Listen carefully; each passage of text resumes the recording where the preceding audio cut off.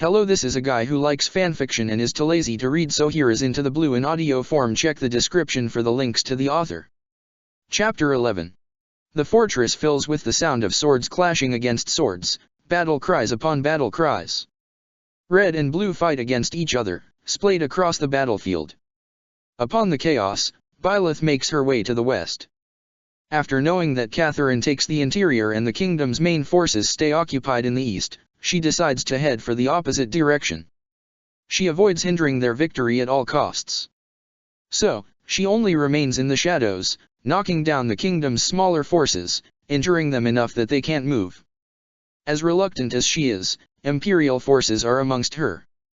Their eyes have seen how she fights. If she's to display so obviously that she has gone easy on the kingdom, that will be the end for her. Especially with the Heavrings on her side. Lindhart and his father take the west with her, slowly advancing as kingdom forces go down one by one. Count Heavring lets out a teasing smile. It seems you're actually willing to work when the Emperor's life is on the line. Lindhart groans. Could you imagine the headaches if she died? Not that you didn't already work every second of the day. Byleth notices the alert on Lindhart's face, however. The tension of his body still remains, ever since they opened the gates for battle. She only hopes that he will yield eventually. As they seize the western stronghold, they spot the assassin that almost murdered the Emperor herself. They spotted me. Shamir lets out a small frown. Guess I've lost a step. Peace, good intruder. Count Heavring says. I assure you, I'm no fighter. The archer only smirks. Says the wolf in sheep's clothes. But sure. Whatever. Where's the Emperor? Byleth scans the stronghold. Shamir is at an obvious disadvantage. She only has swordsmen on her side, giving Imperial mages enough distance to give themselves a stronger defensive. Byleth thinks hard, gripping on her sword handle. Just what must she do? If you accept my power, you may be able to escape this precarious position. Suthies says. She only grips her sword handle more tightly. No. You seem to have some feelings attached to the enemy. Are you sure you want her to fall, knowing that her fate is preventable? I'll find a way. Byleth takes a breath, regaining her composure. She looks at the mages within her troops. Deal with the swordsman. She tells Lindhart. The assassin's mine. I won't complain. Lindhart only says, doing as he's told. Byleth and Shamir lock eyes, and Byleth begins her chase. Shamir is quick to take the hint, beginning her escape from the stronghold. The archer is nimble and fast on her feet, but it's enough for her to keep up. As she chases her down, she tries to recall the map of Arianrod in her head. If she's able to lead Shamir back to the main stronghold, perhaps she can seek for reinforcements. So Byleth casts a spell to slow Shamir down, closing enough distance for Byleth to fake an attack her way. Shamir jumps out of the way from her strike, diverting her flee to the left after she attempts to counter Byleth with an arrow of her own. Byleth evades it, stepping backwards once more for Shamir to regain some of her distance. When they arrive at the main gates, Byleth notices how Imperial forces have started to increase in numbers, all being led by Lord Gwendel. They must have gotten reinforcements to defend the main stronghold. Shamir looks around her, from the Imperial troops that now surround her to Byleth who traps her escape from behind. She only shoots Byleth a deadpan look. This is where I die, huh? Not the most comfortable place for an eternal sleep. Byleth only frowns. For her to be joking at a time like this is something that she still manages to do, even here. But the tides turn as soon as the main gates open. Byleth looks around, seeing who disabled the main gate controls when she sees Mercedes was the one who pulled the lever. Phew. That should clear our way into the fortress. Mercedes yells to the kingdom forces. Byleth sees the kingdom reinforcements that start to flood in, engaging with the Imperial forces with as much might as they can. Shamir smirks as one of the commanders enter. Surprised you came for me. I guess I should return the favor. One of the Gautier brats, huh? Lord Gwendel hisses. Don't tell me you actually want to fight me. Byleth instinctively stays on alert when her eyes land on Miklon, who's the one who led the kingdom in. Heh, I'm a lot more than some stupid family name. Miklon retorts. I'll knock your teeth out for that. Well, isn't someone feisty? Fine, then. Show me what you can do. The two men begin their clash, and it takes some restraint on Byleth's side not to engage. She mustn't lose focus of her main goal. As much as she despises the notion, the kingdom needs to have the upper hand as much as possible. Even if Miklon must survive to achieve it. So instead, she slips away, retreating from the stronghold. At the western gate, she slides through the walls, entering one of the secret passageways advised by Yuri. It leads away from the skirmishes, giving her the time needed to lay low once more. She can't risk being caught by too many allies from the kingdom when they still think of her as the enemy. She slips through one of the minor Imperial bases unnoticed, spotting Edelgard pass through the stronghold. She makes sure to hide to prevent herself from being dragged into an even bigger fight. We will crush the kingdom army and seize Arianrhod once and for all. Edelgard declares. Forward. Ferdinand follows her, evidently thrilled. This battle shall determine the fate of the Western force. We must show them the might of the Empire. The Emperor has shown herself. One of the kingdom soldiers yells. We must defeat her. Byleth only remains in the sidelines, for once, being able to sit back and quietly observe the battlefield. It's obvious how much of an advantage the kingdom has now. Not only in numbers, but in morale. After all, the squadron that approaches the Emperor are those who betrayed the Empire. The two former Black Eagles surround her, blocking her from advancing. It's been a while, Petra. Edelgard says to the woman who leads the small squadron. You know, it's not too late for you to come back to the Empire. What do you say? I am wishing this were different, Petra admits. But I will not turn my coat a second time. I am fighting with pride as the future Queen of Brigid. Edelgard frowns, now eyeing Dorothea. And I suppose you say the same. I won't make excuses, Edie. Dorothea says dejectedly. I fought them, and I lost. This is just how things ended. Then say no more and prepare to lose once again. Edelgard retorts, now readying her axe against her former allies. I'll drag you back to the Empire myself. The two have the advantage over Edelgard, with Petra's speed and Dorothea's longer-ranged attacks. But Edelgard is no easy opponent as she activates her crest and deflects Dorothea's spells with her relic and counters Petra's close-ranged attacks simultaneously. Her disadvantage only grows, however, when another former Black Eagle joins their ranks, firing an arrow from above. They all look at the direction of the attack. Oh, Your Majesty. Bernadetta squirms, fidgeting with her bow. Hi. Calm down, Bernadetta. Edelgard grimaces. You're going to drop your weapon. Byleth watches for a while as the Black Eagles clash against each other, noticing how Edelgard, despite her strong front, has a hint of sorrow that bleeds through her facade. She grips onto her sword, wavering on her decision to just stand in the sidelines. It's likely Edelgard will lose, and a twinge of guilt twists in her for at least not lending a helping hand. But no, she made her decision. This battle in Arianrhod happens to be the determining battle in turning the tides of the war. Yet, once again, Byleth can't do anything except to run around, unable to be fully involved in things unless she wants to be labeled a traitor so early with no guarantee of her acceptance to the other side. Frustration grows in her at her powerlessness. All she can do is lurk in the shadows until perfect timing can grace her. Somebody emerges from the secret passageway. I guess I'm not the only one who needs a break. The voice says. I didn't expect you to be so scared. She points her sword towards the voice in reflex, revealing Yuri who only stares at her unamused. Please tell me you're not pointing that thing at my beautiful face. Yuri sighs. That old man was just looking for a good place to die. And now that he's dead, it's all on me. What a pain. Byleth lowers her sword in surprise. Lord Gwendel is dead. He huffs.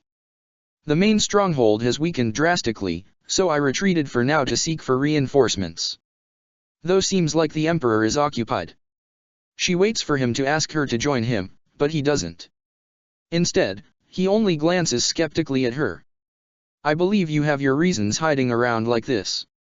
Seems like I'm not the only one who knows when to back away from a losing battle. So you will yield then.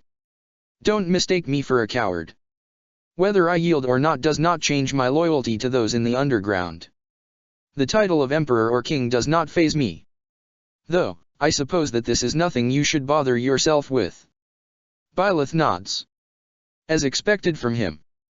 Regardless, I shall see for it that you remain unharmed if you switch sides. He sneers. How adorable. I don't think that's a good idea, but thanks. It will do no good having you fall on the battlefield. She continues, vividly remembering his strong sense of duty to those in the abyss. Not when there are those you still look after. He stares at her for a long moment with his usual analytical intensity.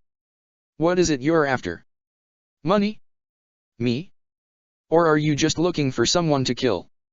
As a mercenary, I only relate to your notions. She tells him, and her gaze softens. Especially when there are those I still have to look after as well. You seem adamant, a rare, flustered look seeps through his expressions. So. I'll allow it. Won't hurt to have backup if things go south. I trust you, for now. But I don't know how reliable you actually are. I could escort you back to the main stronghold. The kingdom's main forces should be there by now. From what I know, they're no ruthless killer to those who surrender. You make them sound benevolent. He grimaces in distaste. But very well. Let's see to it that the Empire does not see through us. Byleth and Yuri cut through kingdom forces as they regroup back to the main stronghold. When they enter the gates, she sees that not only Gwendol, but Miklon too lays lifeless on the ground. She cannot do anything but stare at the bodies by her feet. She supposes they both sacrificed themselves to buy enough time for the sides they fight for. Yet, Byleth does not have it in her to feel any inkling of sympathy to their deaths. As she runs with Yuri towards where the main forces fight, she notices Lindhart at the corner of her eye, battling wearily against a troop of warlords alongside his father. She glances at Yuri. You go ahead. I need to help fortify the western strongholds. A look of surprise flickers across his face. You're not coming? You do know we're granted a rare opportunity, don't you? She sighs softly. As she looks at Lindhart, her mind starts to wander to Geralt, Alois and the rest of those from her mercenary group. It's not my time. Not yet. She says. The flustered look of his returns for a brief moment before his gaze hardens. I wouldn't say you've fully earned my trust, but, you've earned something, for sure. I owe you. Byleth nods. If you'd like. The two part ways as Byleth makes a beeline to the stronghold where the Heavrings stay surrounded. She blasts a spell to the kingdom forces, breaking them away momentarily. It's you. You're back.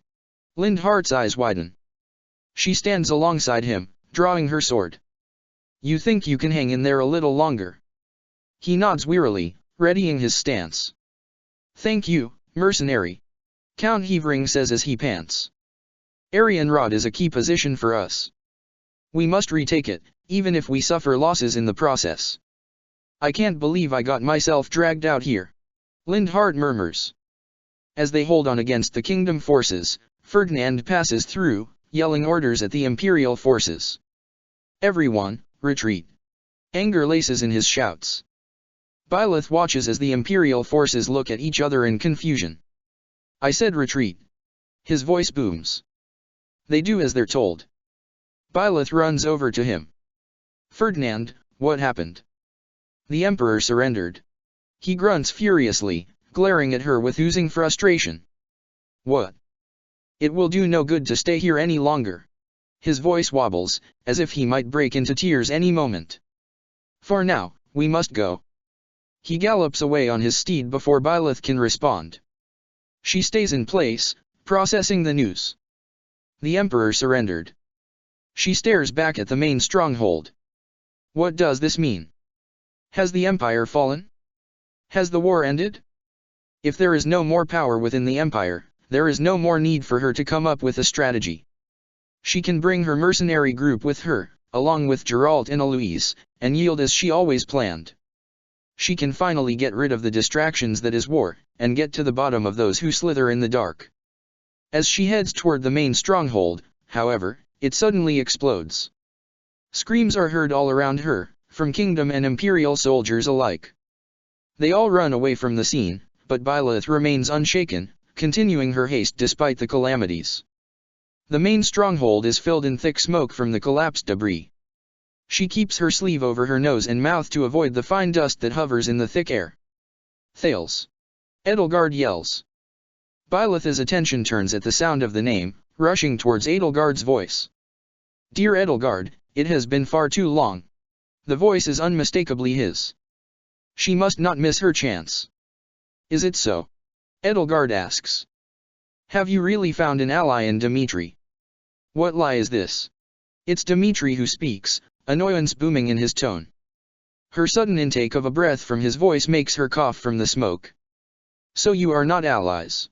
Edelgard asks. That makes more sense. I can't imagine you joining forces with the man who killed your father. She stops for a moment. If what you say is the truth. If this man murdered my father. Then you and I have much to talk about. Till then, nobody lays a hand on you. She recalls Edelgard's revelation of what happened during the tragedy of Duscur. Thales, if he is the main culprit of it all, he really is the evil that Byleth must get rid of at all costs. The tragedy of Duscur. The murder of her father. Her 5-year slumber. Her transport to this world. All of it is because of him. He truly is the culmination of the vengeance of those who slither in the dark. Dimitri! Edelgard cries. Byleth is caught in the crossfire of Thales' spell, being greeted with a blast of vivid purple smoke. She shields herself from the heat, unable to see anything amidst it. But its force is too strong that she is inevitably blown away from the impact, further away from their reach. She grunts as she falls harshly to the ground, forcing herself to quickly get back on her feet. What is that? A soldier cries. Byleth looks up and freezes at the sight she sees. Edelgard towers over the stronghold in her hegemon form. A form that Byleth remembers as clear as day. It's the same menacing form she had when she fought against her in their final battle against the Empire. With dead, bloodshot eyes that stare down an abyss, empty of any life. A human fully transformed to a beast that is to be slayed. Though she does not attack. She simply just stands there, as still as a statue, yet her presence is enough to instill fear on everyone who takes sight of her and flee in terror.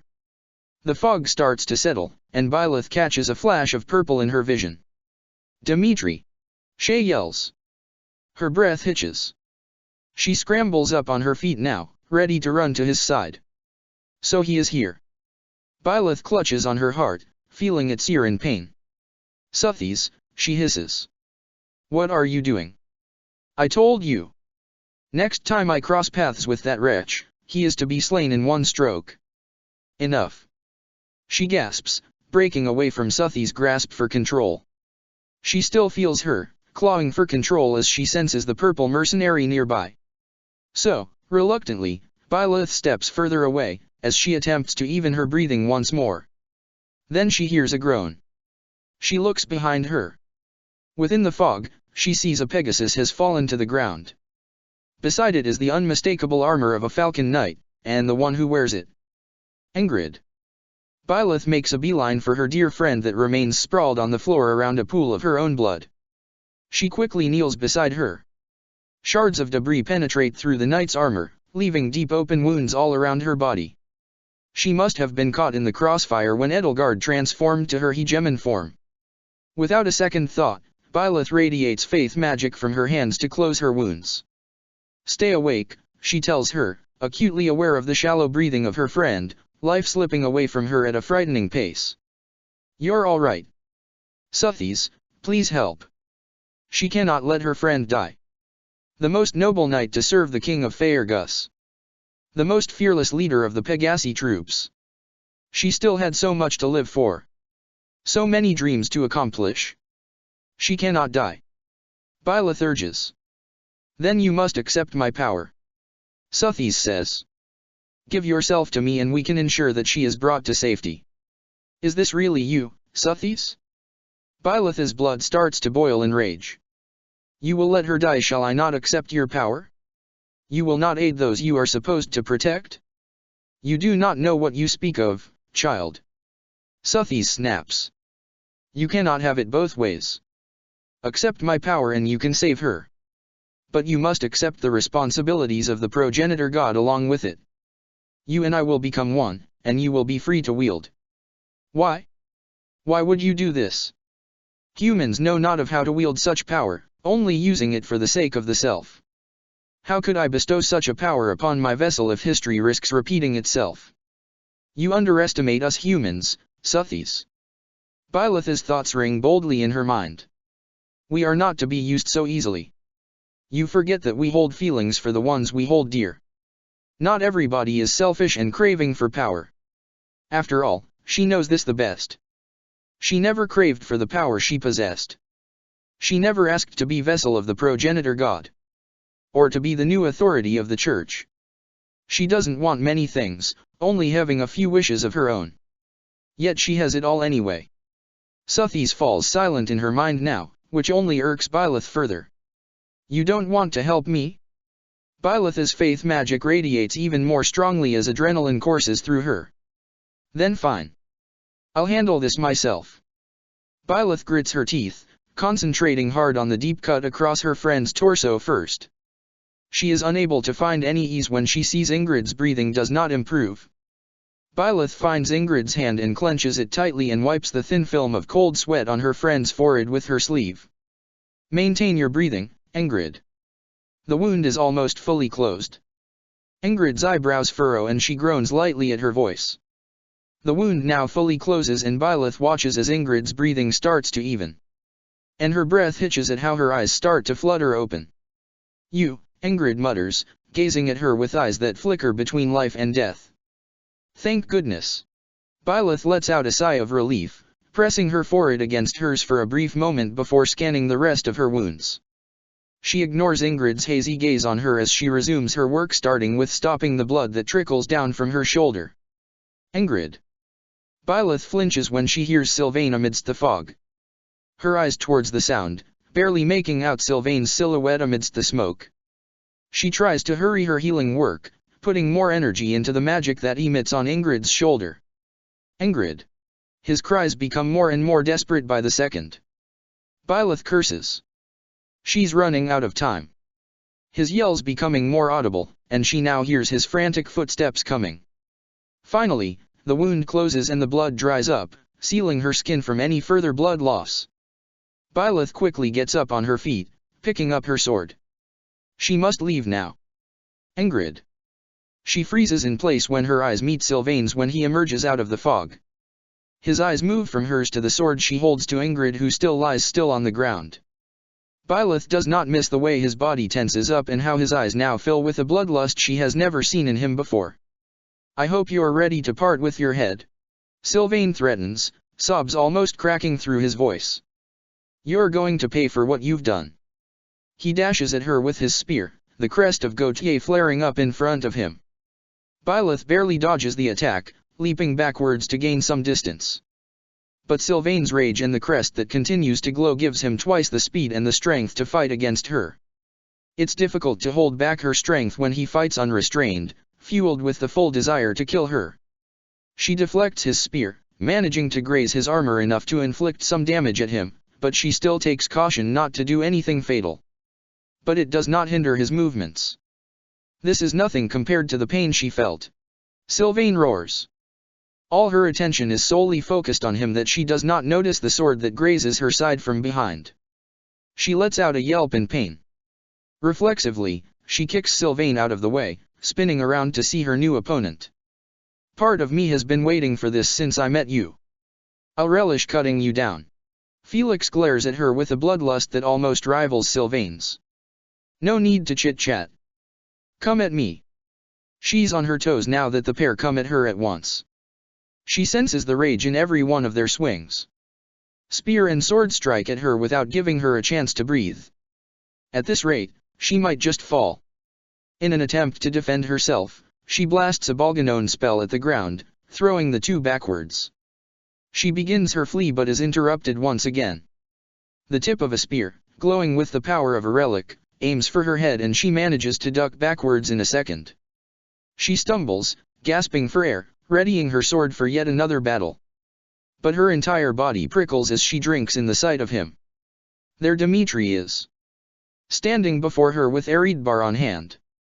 He stands protectively in front of Ingrid, with the two men now standing by his side.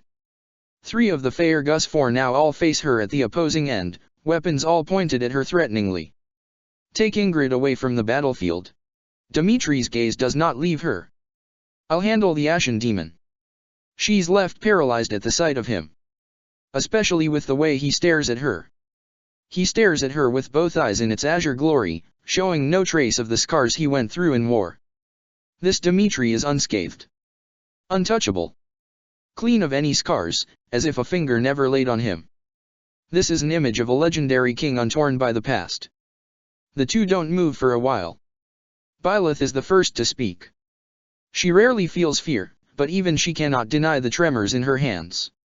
I'm not here to fight. Byleth says. I don't want to hurt you. Dmitri's gaze only hardens. You should have thought about that when you struck her down.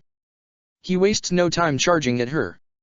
She blocks his strike, but when it comes to strength, he always had the upper hand against her. I was healing her. She reasons, stepping backwards, bracing for another attack. Healing her. He hisses. Tell me, why should I believe it so with this sword on your hand? She has no resolve in her to fight against him, fully taking the defensive. Please, she begs. Listen to me. She's still alive. But her plea falls in deaf ears as he ignites the crest of Bladdid. He's not going to hold back.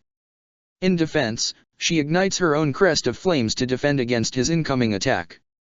Her breath hitches as she notices Dmitri's slowed movements and the sound of glass shattering. The walls of time break down around her as her vision flickers from dark purple back to the Dmitri that fights against her. But it's not the Dmitri she's currently fighting against. It's her own husband who wields the lance, glaring at her with all his soul in one eye. Dmitri? She wants to reach out to him, but then she's transported back to her current reality as a sharp pain shoots through her head. She grunts, clutching the sides of her head. But it subsides just as quickly as it came. Alarm floods through her. She let her guard down. But when she looks up at Dmitri, her eyes only widen as she stares at him doing the same. Holding his head in pain just like she did. Dmitri pants. What's happening? The ache of seeing him in pain makes her feet move on their own towards him in a flash. She holds onto his shoulders, helping him balance himself. Dmitri. Get a hold of yourself. She says gently, pouring all her soul into his eyes. It's all right. He only blinks at her for a while, staring at her hazily. Dmitri. She whispers. But then his awareness returns, and he pushes her away from him. He only watches her in fear as he raises Eridbar, roaring as he prepares for another strike. No. It's too late. But then someone drags her from behind harshly. Instead of his lance landing on her for a fatal blow, it is blocked by Geralt's lance as the crest of Siros flares in front of him. It's enough for Dmitri to fall to his feet. Geralt doesn't miss a beat from Dmitri's fall to grab his daughter up on his steed. No. Byleth almost raises her voice to a yell that is so untypical of her as she flails about in Geralt's hold. Dmitri. I'm sorry, kid. Geralt whispers in remorse. It's for your own good. Geralt's horse starts to gallop away, and all Byleth can do is helplessly cry his name as he only slips further and further away. But he does not look back at her, as his head hangs low, clutching it as he presses his head against the ground. Chapter 12. Byleth immediately gets off from Geralt's horse once they reach the base. She turns abruptly at him, glaring daggers at the man. You shouldn't have interfered. She snaps. It was too dangerous. He reasons calmly. He wasn't holding back. That was our chance.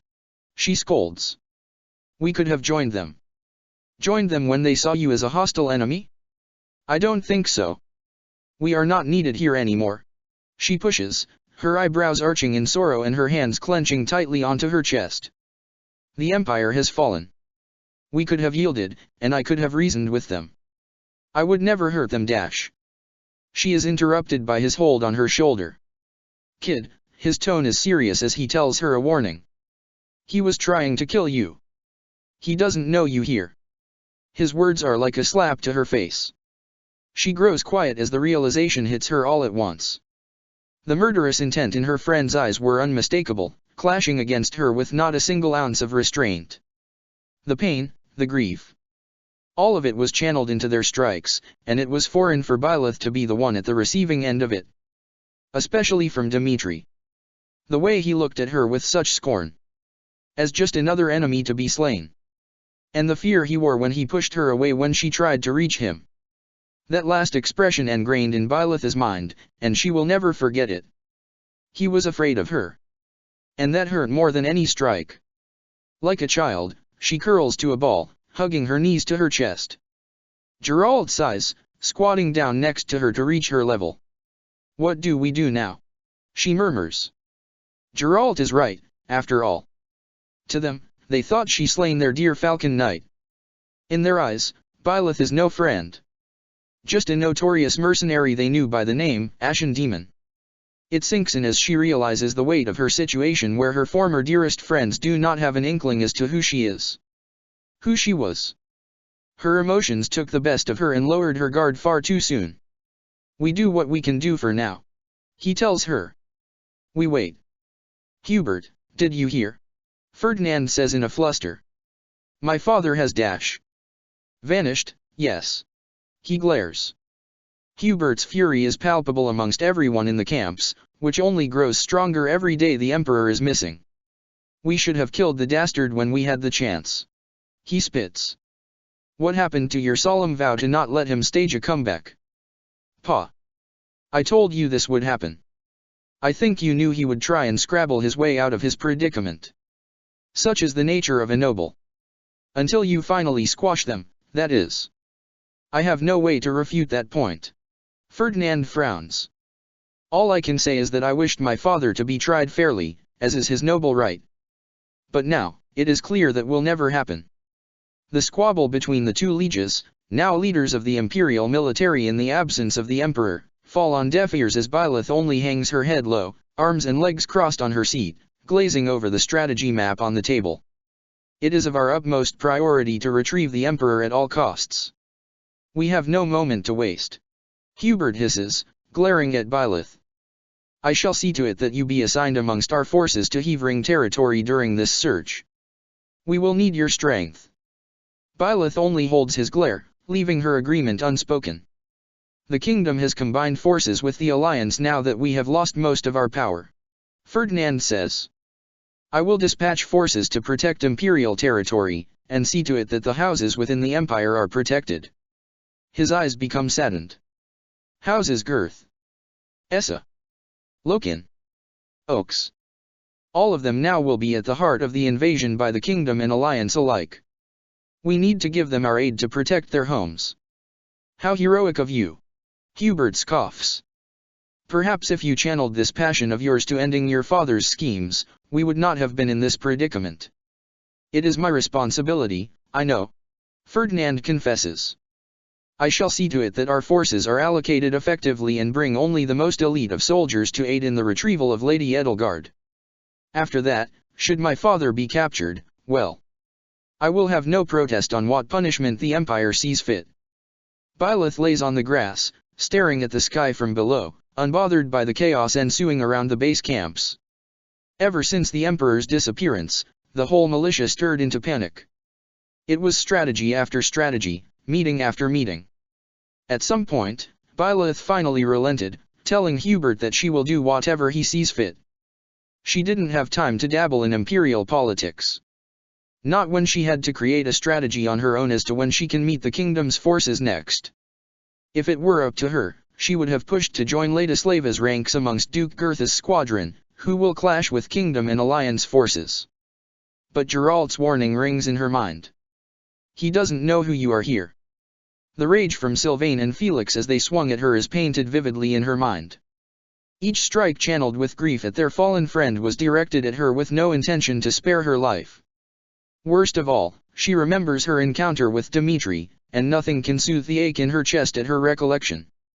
From the fury at the beginning of the battle to the sorrow at watching him kneel on the ground as she strayed far away from him. The way he struggled in pain is a sight that is no stranger to her. He did so ever often when the voices plagued him in his mind or in his sleep. I could still hear them sometimes, beloved. He had confessed to her once. I don't think they will ever go away. But, with you, it all seems so fleeting. And I'll be here. She had told him. I will do so long until they finally disappear. Because that's all she wants, really. Despite his reassurances that it's better with her, she wishes, with all that she is, that he can find the peace he deserves within himself, and for the voices to turn to encouraging ones. Ones that Byleth knows are the true voices of who loved him so much. She wonders of who he is now. If he is still haunted by the voices taunting him to seek for vengeance. Or if he doesn't hear them at all. Looking at him in their battle, with both eyes in view, makes his raw expressions all the more visible. She noticed the way he stood. The way he looked unscarred. Untainted. Yet, the darkness behind his eyes still lurks somewhere within. She can tell by the way he looked at her upon battle. He has changed. The Dimitri she knows is not him. And she doesn't know if it's for better or for worse. But it's still him. In whatever timeline, in whatever world, she will do everything in her power to be by his side, never against it. That's what she promised, after all. It is why it aches her so. None of it was the way she wanted to reunite with him. And once again, she feels like she failed him. Failed all of them by not only being absent from their side, but now, being against it. She doesn't know if the situation can be salvaged any longer. It almost looks fruitless. But she has to try. There has to be a way to change their mind. After all, Ingrid survived. There must be some way to that. At least, that's what she hopes. As she replays their fight in her head, she recalls the moment their crests collided. She remembers seeing a flicker of the Dimitri she has grown to love before he vanished, only leaving the remnants of it being real through the pain that shot through her head afterwards. A vision. Could it be so? Do you know what it could be, Suthis? She asks. But her mind remains empty of a voice. Are you still upset? Still nothing. Byleth ponders. In fact, Suthis has not bothered her at all. She hasn't pestered her once about granting her power nor chide and call her a fool. She frowns. It seems she won't be able to find any answers for now. It's strange to see you instead of me on this spot. Lindhart pops into her field of view, standing over her. She remains unperturbed, continuing to stare at the sky. There's not much a mercenary can do here anymore. He raises an eyebrow. Funny. It seems that as your work dwindles, mine just continues to grow. You are a member of the Empire. It makes sense. You're right. He sighs. It's a pain that they want Monica and I to keep the front lines at Girth territory. Me, of all people. We must be quite desperate. And to think they got some people from the Academy too. She sits up at that remark. The Academy? She follows the direction of Lindhart's gaze and spots her two former colleagues bickering by the entrance of the training grounds. Speaking with Geralt, no less. A strong sense of déjà vu overcomes her, and she gets up on her feet, walking over to the trio, with Lindhart not far behind. The three take notice of her approach. Ah. Are you Geralt's child? Hanneman is the first to speak. My name is Hanneman von Essa. Here on behalf of House Essa, of course. Your father does keep rather interesting company. I'm excited to share with you what I learned, but I do ask that you correct me if I am mistaken on any account. She nods at his greeting, wondering if he's implying that he's learned of her father's crest. Or perhaps her own crest. My name is Byleth. A charming young lady, this one. Manuela coos, peering over at Geralt. She's got your looks, it seems. As if. Geralt remains unfazed by the rather flirtatious remark, only shaking his head. She takes everything after her mother, none from me. Nonsense. I heard of your daughter's valiance during the Emperor's attempted assassination. Her affections for you spread like wildfire from a little jealous follower of hers. Byleth grimaces. You must be referring to Monica. I take it the two of you don't get along very well, do you? Manuela giggles. Well, you're in luck. She will be supporting her house despite her adamant protests to join those who will save the emperor. She made quite a fuss, that one. Lindhart sighs. It gave Hubert and Ferdinand quite the headache. Are they joining the fight against the kingdom too? Geralt asks. They want fewer but stronger soldiers to aid in the emperor's rescue. Obviously, that includes themselves. Especially since Ferdinand can't keep quiet about redeeming House Aegir. Well, you cannot put blame on the young son of Aegir. Hanuman insists. After all, it is quite the scandal for his house. I doubt many will support their reign within the Empire's council any longer. I beg to differ. Lindhart counters. After all, it is only us at the main camp who finds suspicion in his actions. Those in the other Imperial bases may view this in a good light. They see this: Lady Edelgard became badly injured at the Seas of the Silver Maiden. And behold, Duke Aegir steps in to ensure that the Empire continues to stand. To them, they only view a noble hero that rose to the occasion. Geralt grunts. This is why I never got into this whole politics schmuck. Neither have I. Lindhart yawns. I really don't appreciate how they have handed over the diplomatic relations with Girth and Essa territory to me. Girth and Essa. Byleth blinks. You're not defending Hevering territory. Not this time, no. He shakes his head. Girth and Essa is where most common folk are located. Their homes and livelihoods are at stake, and they don't have ample resources to fend for themselves. Let alone, tend to any injuries. It's why they assigned most mages to those territories. But to think that they'd make me steer the mage forces, no less. His gaze passes by Byleth's shoulder. And speaking of, here's one of them now. The group turns around to see a new arrival who struts behind Ferdinand. Ah. So I see you all are so lively in the morning. Ferdinand beams. That is the spirit we need to keep on our next mission. He nudges over at the woman behind him. I'm here to introduce our new recruit to be dispatched in the protection of Imperial territory alongside your forces, Lindhart. Constance, I hope you can acquaint yourself with him. Oh, I know of him. She says in her boisterous voice, staring Lindhart down with such distaste, one can mistake her to be his commander instead of the other way around. You're the one who constantly skips the war council meetings. How despicable of a noble housed from the Empire. She huffs. With the kingdom afoot, it is imperative that we succeed in our defense of Imperial territory. We cannot let another one of our territories fall. My dream of regaining my family's status must be accomplished to revive House Novelli. How lovely.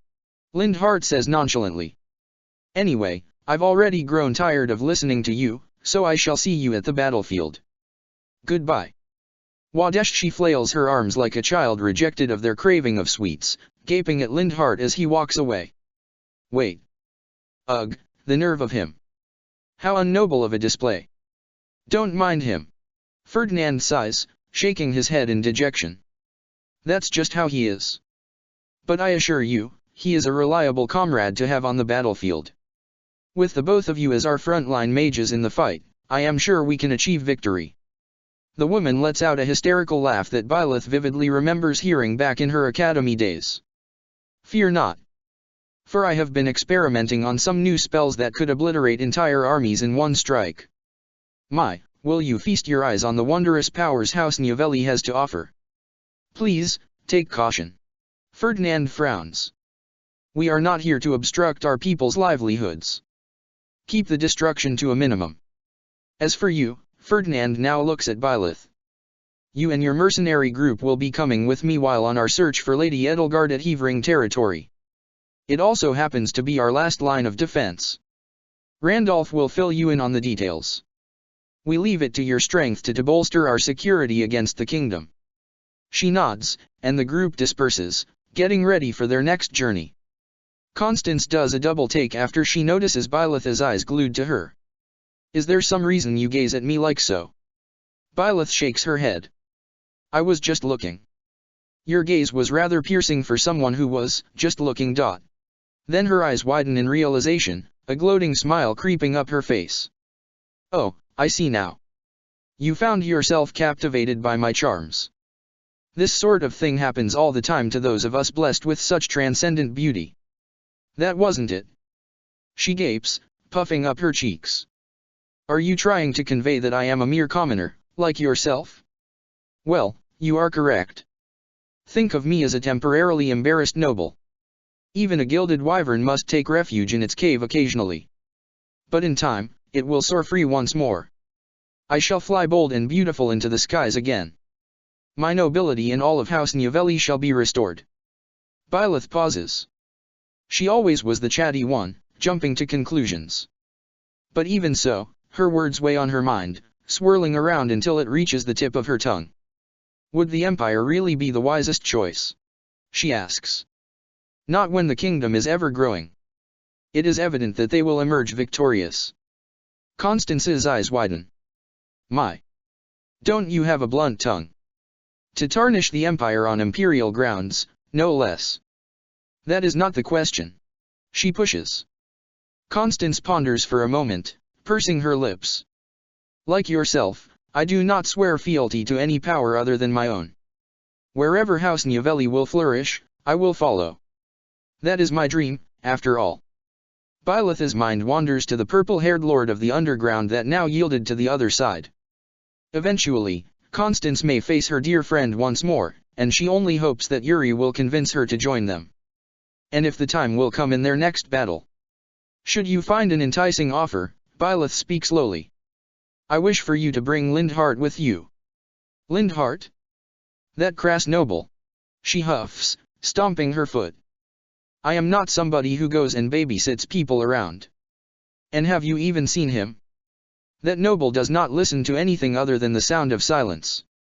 I would be fortunate just to get a proper answer from him. The kingdom will emerge victorious. Your dreams cannot be realized here. Byleth frowns, her voice growing soft. Please. Constance, I'm asking you. Constance's lips part, staring at the mercenary as if she just asked the most outlandish request. I am astonished by such sincerity from a mercenary.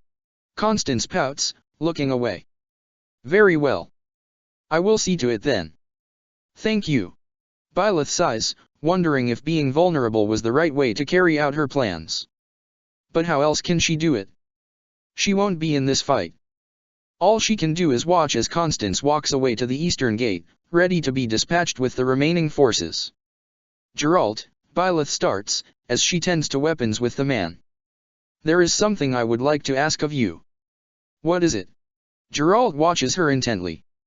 I still stand by what I said. We are not needed here anymore. I want you to see if we could terminate our contract with the Empire. He nods. All right. She blinks at him. For some reason, she expected some pushback. Really? Well, yeah, Geralt says. You're right anyway. We're obviously losing business.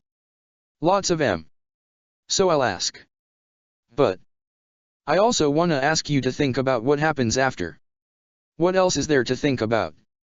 I know you want to get back to the kingdom, but it's a gamble. He groans. Don't forget the kingdom still sees you as an enemy. She flinches at the reminder. All I'm saying is have a think about what you'll do after we successfully terminate the contract. If we can't just waltz our way in there, we need to come up with another plan. And it also depends on whether we're allowed to break the contract. Even without the Emperor around, there'll still be consequences. They might not let us off so easily. Geralt sighs. And we gotta make a plan for that if things go awry. We have to break it. Byleth insists. No matter the cost. I know. I'll handle it for now. Geralt grunts. But to be honest, your husband really isn't giving me a good first impression, you know. She pauses at the words, letting out a small frown as a memory from the past resurfaces. Before happiness comes, pushback usually ensues, suppressing one from achieving their true desires. That was the sentiment behind Byleth and Dimitri's marriage, even long before they officiated it. A union between the Archbishop and the King of Faerghus? How foolish of a notion. Margrave Gautier spat in anger. The Church has always been separated from the state. And you choose to break this sacred rule because of your feelings. I refuse to it. Rhea agreed, green eyes piercing the duo. What you ask for is too dangerous. The kingdom has always had good relations with the church. Dmitri countered. We have been allies for centuries, and you must know by now how devout the kingdom is to the Holy Church. Devout? Rhea glared, standing up so that she towered over Dmitri, who was still seated. With all due respect, Your Majesty, but I know of your rampages during the war. May I remind you how many times you threatened to kill the upcoming archbishop? The one who wields the power of the progenitor god. Dmitri winced, and it's Byleth who stood up at the comment. Lady Rhea, please, he did not mean it. Byleth urged as she glared at her with a matched intensity. You should also know that he has done so much for his people, and for the church, to redeem himself. To become a king worthy of the throne. What you ask for can eventually lead to another full-blown war. Margrave Gautier interrupted. Goddess knows that we had enough of that. Are you sure that it's not your underlying fears that's speaking, Margrave? Byleth challenged. He pointed at her furiously. Perhaps it is fear. Fear of you and the powers you will eventually possess. You'll have the power of the state and the church in your hands, and you expect us to remain complacent. She'll use that power for good. Dmitri protested. Byleth is not somebody who takes power for the sake of it. You've seen her fortitude during the war. She chose to join us, despite having no affiliation or duty to those at the kingdom. To those at the church. She always had a duty to the church. Rhea hissed. And now, you're going to make her confused, thinking that she has to put the kingdom over all. That won't happen. She has always remained dispassionate over diplomatic matters as displayed from the war. You may not have seen it, but ask anyone within our forces. Ask Gustav. The Margrave scoffed. Even if she displayed to be unbiased, Fodlan-wide matters about the church and the kingdom is a very different landscape on its own. How can a mere mercenary hope to achieve such a feat? I can only prove it to you after we officiate our union. Byleth said. I'll make sure to remain impartial to matters regarding the kingdom and church, even as I'm appointed both roles. Margrave Gautier slams the table with brute force. We can't just listen to you based on empty promises. Silently, Byleth takes the dagger strapped around her waist, slashing the center of her free palm. The group jolted up abruptly in shock as blood trickled down from her palm to the surface of the table. Beloved! Dmitri gasped, immediately reaching out to her, but she stopped him. Her hardened eyes only remained at the two opposers as she extended her hand to them, showing the traces of her blood that continued to fall. A blood oath then. Byleth offered. We will proceed with this marriage. But should you see that I start to abuse my powers for my own gain, do not hesitate to put me down. Her gaze now lingered at Lady Rhea, pouring her a silent message. Rhea, who still remained as shocked as everybody else in the room, recollected herself upon Byleth's gaze as her promise sinks in. After all, Byleth knew that to Rhea, a vessel like her could easily be replaced if she were declared a failure. Byleth and the rest of the Imperial troops follow Edelgard's two lieges as they emerge out of the woods that connected with their base camp into open terrain. Their forces are large in number, lining up like a parade as they trek to Heavering territory. The sun sets on the horizon, and it only makes Byleth think about how much time has passed. Days and days have gone by without many answers nor progress. Despite the further downfall of the Empire, she seems to be going down with it. She can only stare at the reins of her steed wearily as she wonders of the inkling of hope she has left to salvage. As night falls, she helps the troops set up the fire and prepare a simple broth to be shared in rations amongst the soldiers. They all chatter amongst themselves, attempting high spirits despite the solemn fate of the Empire. Byleth can only respect it, for having lost so much, they still continue to march forward. It only wrings sympathy in her. Despite being at the side of the enemy, these soldiers only want to survive and live for what they believe in. Just like the kingdom, they too are dragged into war initiated by years of history. None of it is their fault. Yet they stand tall at the face of calamities, fulfilling a duty they never asked to do, yet destiny had made it their fate. Something that Byleth understands more than anyone.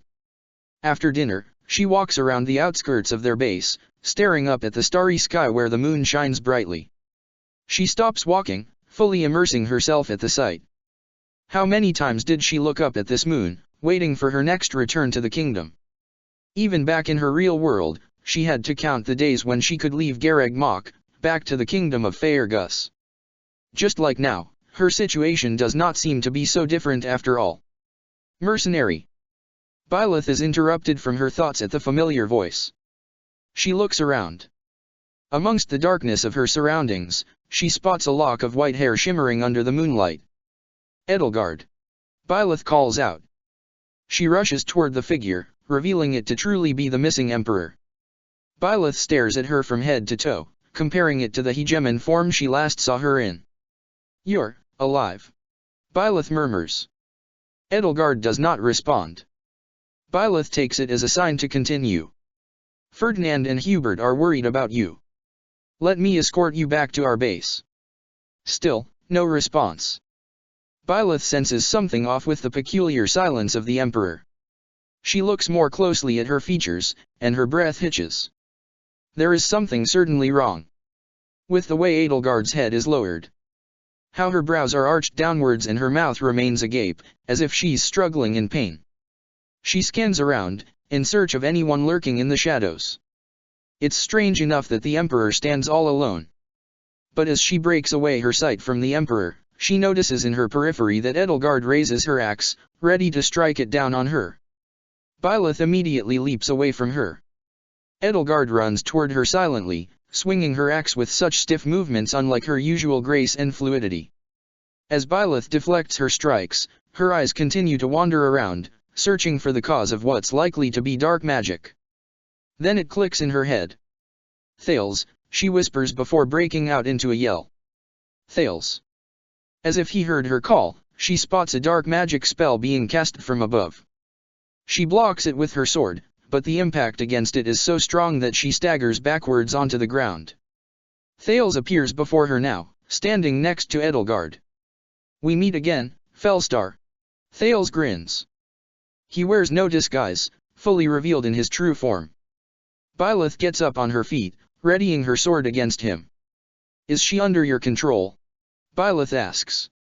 Thales glances at the mute Edelgard, his grin remaining on his face. It does not take somebody sharp to realize. Why? I will not let this second chance slip through my fingers. The world has been recreated so that the darkness can emerge victorious. He stretches his arms wide open, as if basking in his own glory. We can finally see our plan through the end. To destroy the goddess once and for all. Byleth's grip around her sword tightens. I won't let that happen. Oh, but you must. Thales says. It is us who created this world, after all. She jolts at his remark. Have you not realized? Thales challenges. It was the collision of our powers that created this world. This reality, where darkness overpowers the light. We were brought into this world for a reason. And I will do what I see fit to ensure that you perish. In every existence. We will destroy every one of the goddess remnants and seize the power they held against us for millennia. His eyes, despite its pure whiteness, only pours darkness as he stares into Byleth's soul. You will taste defeat. And fate is on my side now to see that you will never return to the side of victory. She freezes for a moment before the boiling of her blood melts her shock away. She dashes towards him, ready to strike, which he then counters with a spell of his own. Thales flicks his hands. As if on cue, Edelgard stands up straighter, lifting up her axe as she aims at Byleth. She deflects it, kicking the Emperor out of the way so that she only focuses her movements against her real enemy. Lady Edelgard. Some voices cry from afar. I believe we overstayed our welcome. Thales says. I bid you farewell. For now. Byleth roars, swinging her sword at him, but it only slashes through thin air. Specks of purple float at where he and the Emperor formerly stood. Byleth fumes, sheathing her sword back harshly. What was that? Byleth turns to see Ferdinand and Hubert running toward her. That was Lady Edelgard, wasn't it? Ferdinand asks in alarm. She was here. Hubert roughly grips Byleth by her collar, piercing her with his eyes. How dare you attack her? He yells. She was being controlled. Byleth answers calmly, unshaken by his iron grip on her. Thales was here too. Thales. Ferdinand's eyes widen. You mean those who slither in the dark? She nods. Hubert lets go of her, stepping back. They got to her. He presses his palms against his forehead. A rare, panicked look flickers across his face as he processes the news. Quick. Do you know where they are heading towards? Byleth thinks for a moment. Then a sudden thought flashes through her head. They should be heading for Garreg Mach. She answers. Thales mentioned of destroying the goddess, and everything related to her. It's the only location that makes sense. You may be correct. Ferdinand grits his teeth in frustration. Father was reported to be heading north from central Adrestia. It might align with the theory that they approach Garreg Mach. It's not too far from here. Hubert interjects. We have to head there immediately. But what of Hevering territory? Ferdinand groans, clutching onto his head, mirroring his friend's panic. If we divert our route, we essentially leave Imperial territory defenseless. There will be nothing left for the Empire after retrieving the Emperor if the kingdom passes through. Byleth watches them argue back and forth. A dilemma forms in her mind as she witnesses their struggle. But she settles on her answer. I can take charge of the Hevering defenses. Byleth offers. The two stop their argument, now staring at her curiously. That was part of the job you assigned to me, right? I can defend Hevering territory, while you dispatch yourselves to find the Emperor. The two exchange looks. But to leave it at the hands of a mercenary Ferdinand mutters. You forget of the Imperial commanders in our ranks. Hubert reminds. We can keep Randolph and his troops stationed at Hevering territory, while the rest join us as we intersect Duke Agir's advance to Garreg Mach. Don't tell me we're going to fight. We cannot risk feigning injury against Lady Edelgard. If we can't fight, then we yield. It may be unfavorable, but should we be required to aid them, then we must for the sake of her protection. At least temporarily. Hubert frowns at his own plan. Lady Edelgard's safety comes first and foremost. No matter what circumstances we put ourselves in. Byleth sighs softly. She knew it would come to this. Hubert and Ferdinand, just like they were in her real world, remain the most loyal amongst the Black Eagles, ever so ready to refute any oppositions against the Empire, especially of Lady Edelgard herself. No matter how much she wants to try, she knows that they will choose her regardless of the outcome. We will leave it to you then. Doubt flickers across Hubert's face as he entrusts the job to her. And Byleth can't help the guilt that overcomes her as she nods and watches them rush away, knowing at the end of the day, her betrayal is coming. As she too had her own loyalties that will never waver. So they're really leaving the job to us. Geralt and Byleth look at the troops that remain in the base. Geralt lets out a heavy sigh. They really are desperate. This is our opportunity. We cannot let this go to waste. She glances at him. Have you asked to terminate our contract? I did. He nods. Didn't go well. They're lacking too much manpower. The situation is so bad that we're their last remaining reliable forces. She stays quiet, hiding her irritation by gluing her gaze at the troops. You know I'm on your side though, kid. So I thought of one way we could possibly switch sides. Her ears perk up at his remark. What is it? He leans down to her level, quieting his voice to a low whisper. Randolph has to die. Chapter 13. Dimitri. Dimitri clutches onto his head, unable to lock away the grief that bleeds through his soul, unfiltered and unrelenting. Dimitri. He ignores the fading voice of the Ashen Demon, who was swooped away by one of her own. Not when the pain in his chest suffocates him and pulls him down to the ground. He hasn't felt this way ever since the tragedy of Duscur. He has only felt such despair upon witnessing the death of those he loved so much. Why? What aches him so? What has she done to him? One moment, he was fighting against her, the next, he saw a wretched beast of a man in front of him who slashes with rapid strikes. Then it's as if a dam broke within him, releasing years of suppressed grief onto the surface. His stomach feels nauseous, and his heart beats achingly. Beating for something missing. Something lost. Dimitri. The voice belongs to Shay, who approaches him, kneeling by his side. He only grunts, unable to say anything without his throat becoming thick and tears threatening its release. He remains paralyzed at the newfound pain that pushes and pulls within him, tugging mercilessly on his heartstrings. Without a word, Shay slings his arm around his shoulder, picking the taller man up back on his feet. "Kman," Shay says. "Let's get you to a healer." Dmitri winces, attempting to regain his composure despite his cold sweat. "That's enough," he pants. "I'm all right, really." "No, you're not," Shay chides. "And I'm not gonna let you die here, okay? I promised you, didn't I? By your side, always." "Right," he murmurs, his words managing to soothe the agony that overwhelms his body. "Thank you, my friend." Shay guides him back to the main forces, leading him to Marianne, who's stationed to the nearest vacant healing bed. "Your Majesty." Didier runs over to him. Behind him follows Felix and Annette, rushing in alarm. "Your Majesty. Is everything all right?" "Don't worry about me." Dmitri lets out a rather pained smile. "I'm fine. Just a headache is all." Marianne emits her soft faith magic on his head, then at his heart. "It is not your head that troubles you, but your heart." Marianne lets out a small frown. "It is at great unease, Your Majesty." "Can you do something about it?" Shay asks, alarmed. She shakes her head softly. "It is nothing physical. More like an emotional kind of pain. It's hard to explain." "That explains enough, Marianne," Dmitri says quickly, flustered at the rather exposing comment. "Thank you. I suggest you get some rest. There are still some wounds for you to tend to. It has been a trying battle." "No," he immediately protests, his mind wandering to his fallen friend. "There are others who need even more urgent care. Ingrid is still unconscious." Felix answers him before he can even ask. "Mercedes is tending to her. We can't do anything except wait." Dmitri pinches the bridge of his nose. "This is all my fault.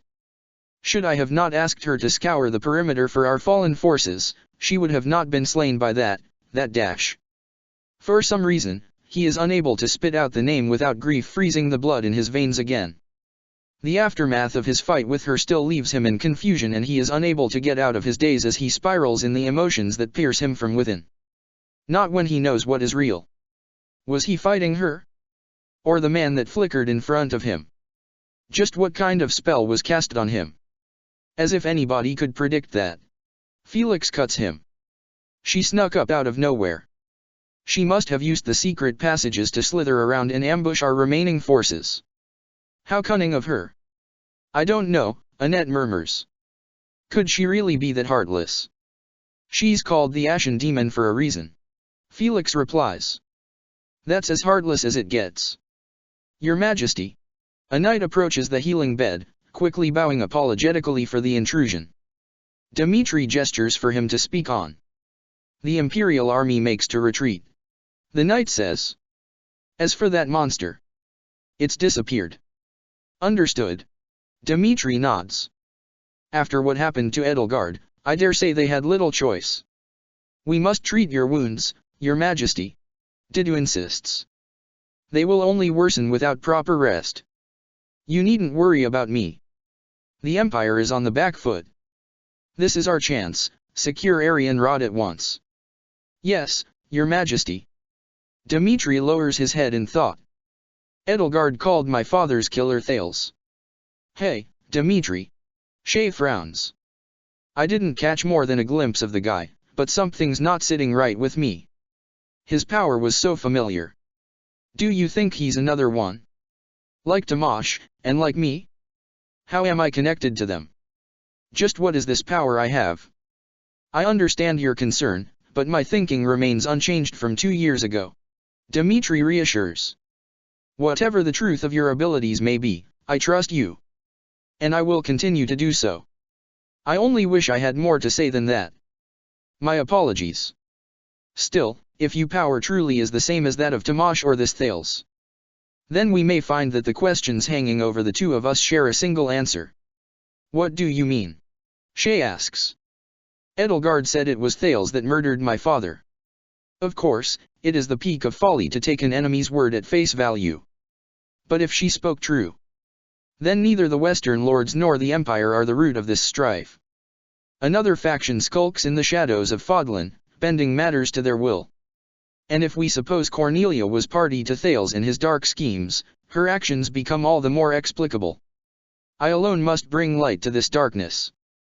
You're doing it again. Felix admonishes, like a father scolding his annoying son. You don't hold a monopoly on revenge, you know. Or on truth-seeking, for that matter. I'm in too. Annette says. I want my father to finally have closure. I know I don't have the same kinda shared history all of you do, Shay says. But I do share your desire to know the truth. Both about myself, and everything else. Yes. Dmitri lets out a soft sigh. Yes, you're right. Forgive me. For the time being dash. He winces in pain, clenching onto his chest once more. Dmitri. Felix widens his eyes in alarm. We have defended the fortress ably, he pants. But lost countless capable officers and soldiers in the process. Even I will need time to recover before I can wield my lance anew. Once we've secured the Silver Maiden, we'll return to the capital. The kingdom finishes setting up their newest additional Campinarian rod over 4 days of non-stop laborious work. Dmitri busied himself over the allocation of new soldiers to their troops, despite all his friends' protests. The grief has faded over the days into something more manageable, yet he still feels it prickle around his heart. It's why his friends constantly find him sighing as he tries to shake off the persistent feeling from his system. Yuri Leclerc, Dmitri glances up from his report to the violet-haired man. That is your name, correct? As correct as it can be. Yuri nods cordially. It has come to my knowledge that your territory was claimed by us. Dmitri purses his lips. And with House Rowe having allied with the Empire, it was in your best interest to retreat to their side, was it not? I only did what I had to do to protect my own people. Surely, you should understand that. Though of course, the tip of your lance at my throat during our battle was reason enough for my surrender. Yuri smirks. Besides, only a fool will not notice how the Empire is slowly dwindling in power. In time, you will reclaim their territory as your own as well. I just happened to act in advance accordingly. Your own people? Dmitri strokes his chin. Who are they exactly? Yuri plasters an exasperated smile on his face. Nobody you know of. Though if it will ease your spirits, I do have subordinates and family here in the kingdom. Some even happen to be in your main forces. You must know of Happy and Balthus. Dmitri's eyebrows raise as realization strikes. You're an inhabitant of Abyss. Happy mentioned of its existence underground a long time ago. Yuri smirks. It seems that you're well informed, your majesty. Yes, it's true. They consider me their lord. Dmitri nods. Very well, Lord Leclerc dash. No, Yuri shakes his head adamantly. Do just call me Yuri. That name sounds rather awful on the tongue. Oh. Well then, Yuri. I do believe you will be a valuable addition to our main forces. As you know, we are soon to approach Imperial territory through houses Girth, Essa, Loken and Oaks. We will have to intercept through them before we can penetrate their final line of defense in House Heavering. With that being said, I want you to be stationed together with Ash's troops. Lord Lonato's adoptive son. Yuri's eyebrows raise. Yes. He will be responsible in claiming Oak's territory. And with Ingrid unable to fight. Dmitri's face contorts in anger as he recalls how he saw his friend surrounded in the pool of her own blood. We will need more strength to fortify our troops. Dmitri's voice becomes low as he controls his inner rage. And we must eliminate the most elite soldiers within Imperial ranks if we are to claim victory in Heavering. There will be no more surrenders. Yuri falls quiet, gazing at the ground. No surrenders, Is something the matter? I just see it to be a pity. Yuri says. Your troops will never acquire full strength without a few certain people from the other side. Strength is not equivalent to loyalty. Dmitri counters. It does not matter how strong these individuals are if their loyalty wavers to those they swore fealty to. If we are to allow them to our ranks, we risk self-sabotage. Yuri's eyes narrow at him. I sense that you only speak of one individual rather than a few. Dmitri grows silent at the comment. Judging by your look, I'm guessing I'm right. Yuri shrugs. You must be referring to what happened to your friend. She was slain in battle. Dmitri answers solemnly. Anyone who dares lay a hand on the Knights of Faerghus do not deserve a chance to be swayed to our side. Are you sure you are interpreting the story correctly? Yuri challenges. Did you see your friend get slain? Dmitri glares at him. Anybody could conclude what happened with the blood that seeped from her body. Yuri averts his gaze as he deepens his thinking. Perhaps, there is more to the story before jumping to conclusions. What are you trying to imply? Dmitri asks, his tone becoming more irritated. Yuri pauses, staring at him for a long moment before he eventually sighs. You're making a big mistake choosing not to recruit the Ashen Demon, Your Majesty. And why is that? Dmitri's anger vanishes, shocked by how Yuri's confidence falters, shifting into something humbler and more vulnerable. The Ashen Demon didn't as much but lay a finger on any of your forces during the siege. That I can attest to. Yuri lets out an empty chuckle. I even caught her hiding around the secret passageways when the Emperor obviously needed help fending off her former allies. Dmitri falls speechless at the revelation. The Ashen Demon went into hiding? That is too uncharacteristic of her that he believes it to be a lie. With that being said, I doubt that she even dared to impose harm on your friend. Especially when she obviously wanted to switch sides. I mean, she even offered to help me surrender. Without her aid, I wouldn't be standing here. That's, Dmitri sputters. Hard to believe? I know. Yuri shrugs. In all honesty, I have no clue if she can be trusted. I don't know if I trust her. But I can only tell you what I saw that day. It is up to you how you take this piece of information. Yuri walks off. I will see to it that I introduce myself personally to Ash and his forces and receive my next orders. Till then, I suggest you think about your course of action more thoroughly. Yuri's words don't leave Dmitri's mind. His story can easily be written off as unbelievable yet. He remembers how she looked at him upon their meeting. I'm not here to fight, she had said. As his memory now clears away from the rage that clouded his judgment, her piercing, sorrowful gaze strikes a chord in his mind. Dmitri, get a hold of yourself. It's all right. Her hands were warm as she held onto him, he recalled as much. Warm enough to help him regain his senses and ease the pain. He had thought otherwise, believing that she, just like a demon with a stone-cold heart, was as frozen as ice. The grief weighs down in his heart again, and he busies himself with the troops, desperately trying to make it go away. The territories of Girth and Essa will be our first clash with the Imperial forces. Sylvain states, pointing at the map parchment that hangs on the blackboard as he presents to the kingdom's main forces and commanders. Once we overtake them here, we will be able to split into smaller forces to overtake Oaks and Loken as planned before regrouping in Hevering. Reports have shown that they concentrated more than half of their forces in all four houses. Felix adds. We should be more worried about our battles there than overtaking Hevering defenses. What makes you say that? Ash asks.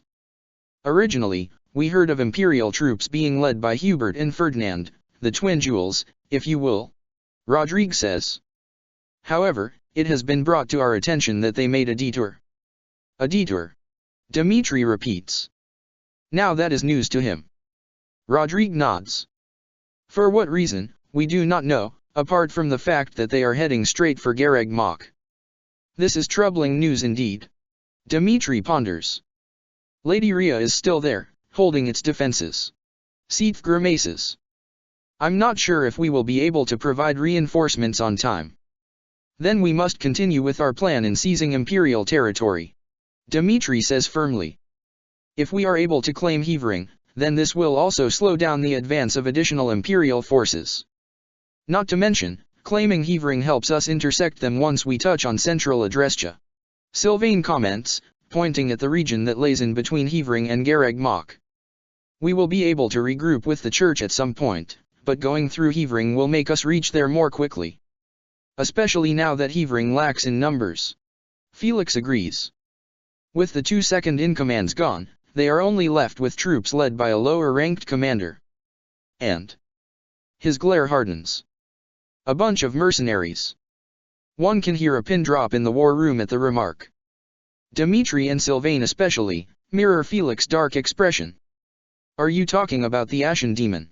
Annette asks meekly. Her mercenary group is the only outsourced battalion left from the Empire. Sylvain replies. The fall of Hevering will be a piece of cake at this point. Yes, Felix seethes. And I itch for the time we get to battle her again. She nods. Looks like there's no turning back now. We'll make sure she won't leave our next battle alive. I'm counting on you. Dmitri declares. We must avenge our friend. And bring her head. The voices whisper in his ear. They chant louder and louder, overtaking his mind, dragging him further and further down into the darkest depths of his heart. You don't know what you're talking about. The group whips their heads abruptly at the voice. Ingrid pants heavily, clutching her side as she balances herself by the door frame to the war room. Ingrid. Sylvain gasps. His anger dissipates immediately as he rushes to her side, holding her in his arms. You're awake. Ash rises from his seat, and everybody follows suit, shocked at the appearance of their formerly unconscious friend. Sylvain's face contorts in distress, tightening his hold around her. You're not supposed to be up. We must bring you back to rest. Not until you listen to me. She heaves, leaning onto Sylvain now for support. There's something you should know. Ash pulls up a chair, and Sylvain promptly leads her to sit down gently. Go on then. Felix glares at her, yet the alarm in his tone and the way he scans around for a healer is enough to reveal his concern. Ingrid nods weakly. When I fell during the battle at Arianrod, one of the strongholds collapsed. I just happened to get caught up in it. That's how I got injured. She stares intently at her 3 childhood friends. The Ashen Demon did not do what you think she did. She saved my life. Saved your life. Dmitri's mouth turns dry. Yes. She healed me. Ingrid says. She would have been able to finish her work if you fools didn't interfere. But she stood by you with a sword at hand. Felix argues.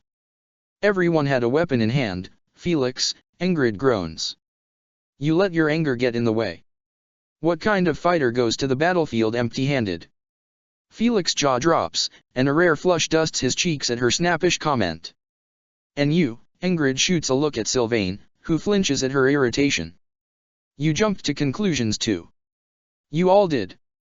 The Ashen Demon can prove to be a reliable ally, and what she did for me shows that she is not hostile. At the end of the day, she is still a mercenary. They're a business that can be swayed. Right, Shay. The group looks at Shay now, whose eyes widen at being put on the spot. He swallows thickly. Yeah. Us mercenaries rarely side with anything other than money. I don't understand. Dmitri shakes his head. Why would she heal you? You will only get those answers if you bring her to our side. Her breathing turns shallow, and her face starts to pale. So don't act ridiculous. And fight a senseless battle. Ingrid. Sylvain yells. We need a healer. Quick, where's Mercedes? Calm yourself, Sylvain. I'm here. Mercedes says, barging into the war room. She kneels down quickly by Ingrid's side, radiating faith magic from her hands. She'll be all right. She just hasn't returned with her full stamina, that's all. The color returns in Ingrid's face, yet she remains asleep, leaning onto Sylvain's chest as her body is unable to stand upright on its own. Mercedes sighs softly, standing up and looking at the room of concerned faces. She woke up just a few minutes ago. Mercedes explains. As soon as she did, she told me what she must have told you just now. That the Ashen Demon saved her life. But how is she sure? Dmitri asks. When she's half conscious. That may be true. Mercedes confesses. But I can also vouch for her and give the Ashen Demon the benefit of the doubt. When you retrieved her to me after the battle, her wounds were already closed. There was no sign of any severe blood loss. If her wounds were all closed up, then that must mean somebody healed her. Annette's eyes widen as she connects the dots. Yes. Her best friend nods. So I'm more drawn to believe that what Ingrid said is true.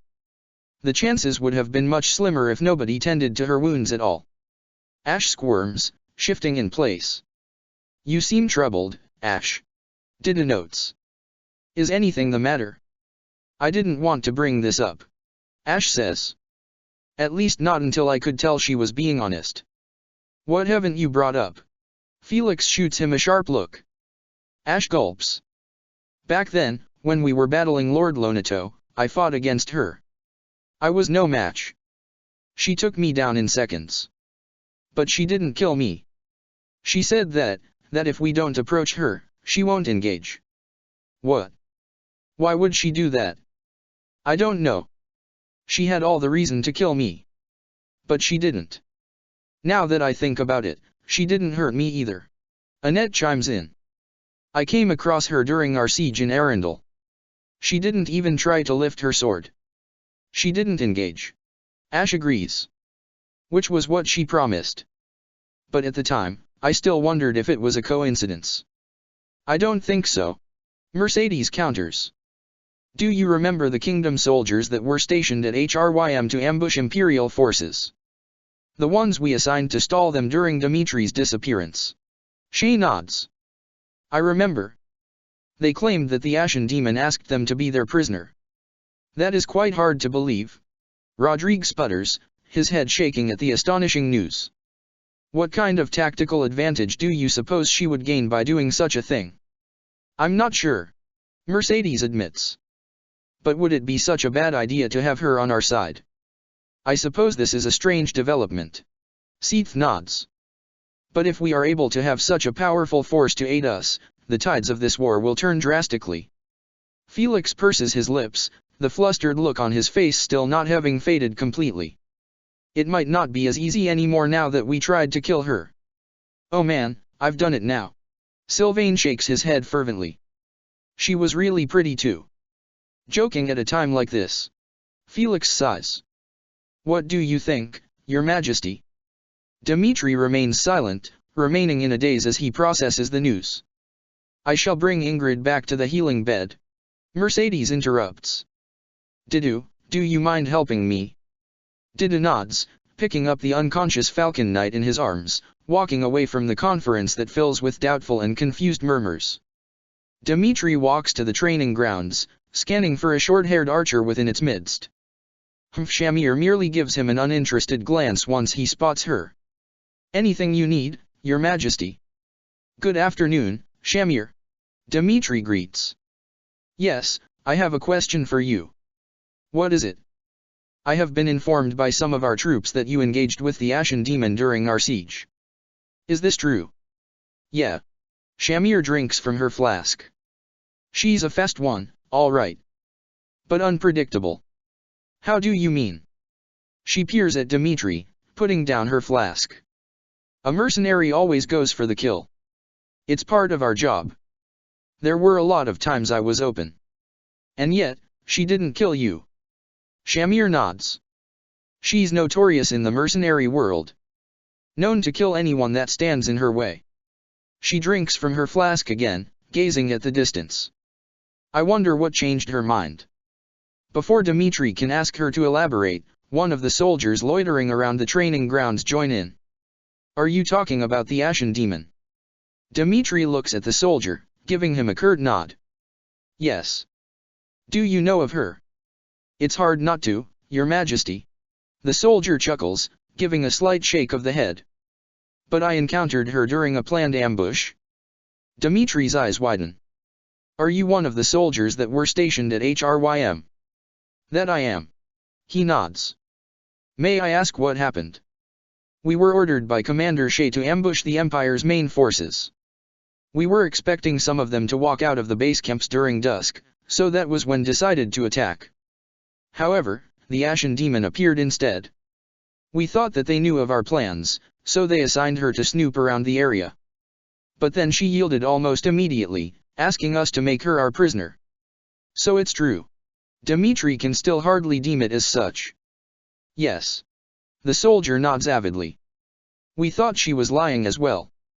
After all, the blade breaker came and joined her. By then, it was not a fair fight. Honestly, we thought we would die. They were formidable, even on their own. But she healed us afterward, and that's how we survived. Dmitri chokes at the fact. First, it was Ingrid. Now, it was a bunch of kingdom soldiers. How could this make any sense? Was she a kingdom spy of some sort? Or a spy of the church? Just what was her intention? I haven't had the opportunity to come across you, Your Majesty. The soldier continues. But now that I have the chance, I wanted to share this with you. I'm not sure if it was of any help. It was. Dmitri nods rather sturdily. Thank you. The soldier bows before heading back to the training grounds. Shamir, who still stands next to him, now peers at the king curiously. Saved their lives, huh? Shamir says. Might not be a bad idea to have her in. Are you saying that we should trust her? Dmitri asks, gauging the mercenary's opinion. But the look she shoots him is indecipherable. Trust or none, the fact still stands. The Ashen Demon knows the Empire's losing. She's probably trying to save her own ass. The kingdom makes their way towards Girth and Essa territory. Houses Girth, Essa, Loken, and Oaks, Ash frowns. I can't believe we'll be facing them all at once. What do you expect? Dmitri gazes at the village houses around the area, abandoned by common folk once they heard of the news that they were approaching. From their standpoint, this is an invasion, and they are the ones to repel it. They fight to protect their homes, their families, their livelihoods just as we would fight to protect ours. We would all do well not to forget that. Be sure to tell those under your commands the same. I dunno, Shay frowns. This all feels pretty complicated to me. I mean, just cause someone's a soldier doesn't mean they agree with everything the Empire's doing. A flash of a green-haired mercenary flickers through Dmitri's mind. Yes, he hesitates. Initially, he had declared unapologetically not to take any surrenders. But the attitudes of his friends make his resolve waver. I'm sure there are many among them who don't approve of what Adrestia has become. If we can just convince even one of their generals to switch sides, maybe we can spare everyone all this pointless bloodshed. Humph. Just mind your swords aren't dulled by these pangs of sympathy. Felix warns. They open the gates, beginning their invasion. Immediately, they're greeted with the Imperial forces and the banner that hangs over the plaza tower. Here they are. The enemy commander and former classmate, Monica, announces. Right on schedule. All units, move out and take the kingdom forces down. So the enemy general finally shows. Shay grins. We've gotta put them on the defensive. The group splits up, overtaking the strongholds around the perimeter. The fight remains short, only having taken down a few small forces that protect them without any sight of commanders nearby. The strongholds belong to us now. Rodrigue says. Still, it all seems to be going too smoothly. Monica groans. They're all over us. I can't stay here any longer. She dashes out, closing the plaza gate. Don't think you can escape. Felix yells, being the first to break ranks. After her, quick. The kingdom army opens the gates to the tower plaza to intercept Monica and prevent her advances. Remember our objective, Rodrigue calls after his hot-headed son. We will not be able to besiege the enemy until we've captured the strongholds. They do as Rodrigue says, ensuring that all strongholds are seized as they approach towards the heart of the plaza, with Felix being at the forefront as he slashes any opponents standing in their way. There, the path is clear, but Felix stops in his tracks. Wait. Monica grins. Ha. You've walked right into my trap. I simply can't waste this golden opportunity. The group sticks together as Imperial forces start to surround them. Dmitri curses. He should have known that it was going too smoothly for his liking. It's an ambush. Everyone, fall back. Rodrigue orders. We can take down the enemies at the rear first. I can slow some of them down. Shay says. I'll catch up with you guys in a bit. Dmitri nods. Everyone, approach to the rear. Take over the southern strongholds while you're at it. Yes, Your Majesty. They declare, beelining southwards to the village market. Dmitri runs behind his main forces, making sure to dwindle the troops that chase after them. As they reach the rear, yet another group stages their ambush. Their former classmate, Lindhart, is the first to emerge from the bushes that surround the outskirts of the market. Now we tighten the net. Lindhart says, raising up his lance as he sits on his steed. We can't let any of our units fall before we have them surrounded. There's more than I thought. Sylvain comments as he scans around the increasing number of forces they clash against. Your Majesty, Rodrigue says. I have troops held in reserve as discussed. We can mobilize on your command. Dmitri nods. Very well. They may move out. Rodrigue cries out the order and reinforcements start to march in from the north.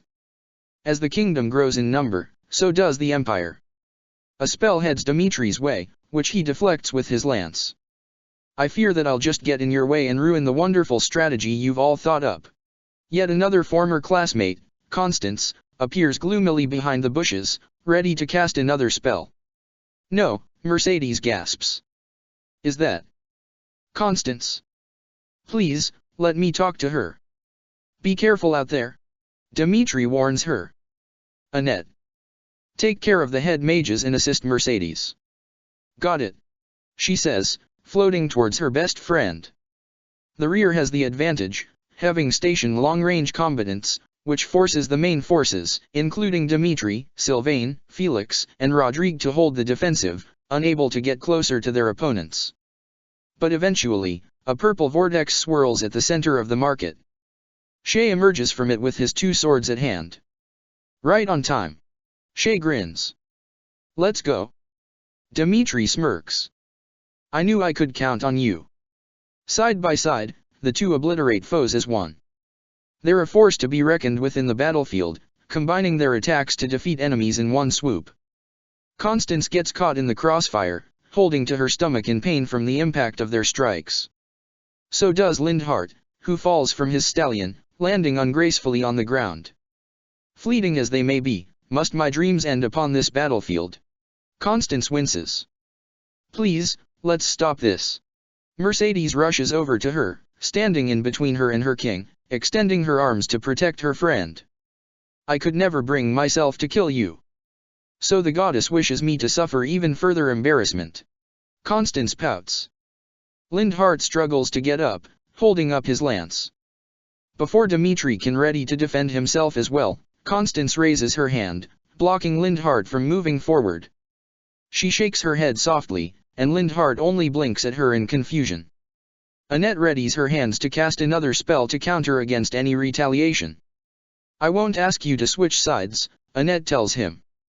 But maybe we could stop fighting, at least. Once again, Constance and Lindhart exchanges looks. Then, Constance nods at Annette, holding up her arms in surrender. Lindhart scowls at them before doing the same. You could have said as much before you beat me up. You're all cruel, you know that. But fine. Dmitri shoots a look at Didu. Take them away. They're on our side now. Yes, Your Majesty. Didu points his axe at them as they walk away from the battlefield, arms still raised in surrender. They fended off our ambush? No. Baron Oaks shouts. We cannot allow them to gain momentum. The Baron opens the gates. Reinforcements emerge, now surrounding the kingdom forces in double the size they first came in with. The time has come to remount our attack on the main hall. Rodrigue orders. Let's go. Dmitri's voice booms, raising morale within his troops as they resume their advance. It is enough to intimidate the Empire, leading to the first withdrawals amongst the Imperial commanders.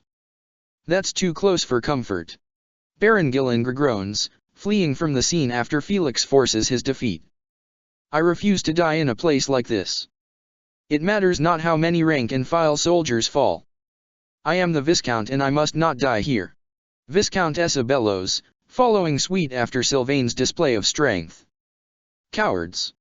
Baron Oaks hisses, readying his weapon against the kingdom forces, despite being outnumbered.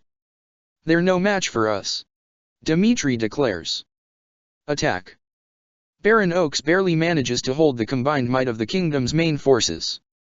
Eventually, Dimitri gives the final blow, piercing his lance through the Baron's body.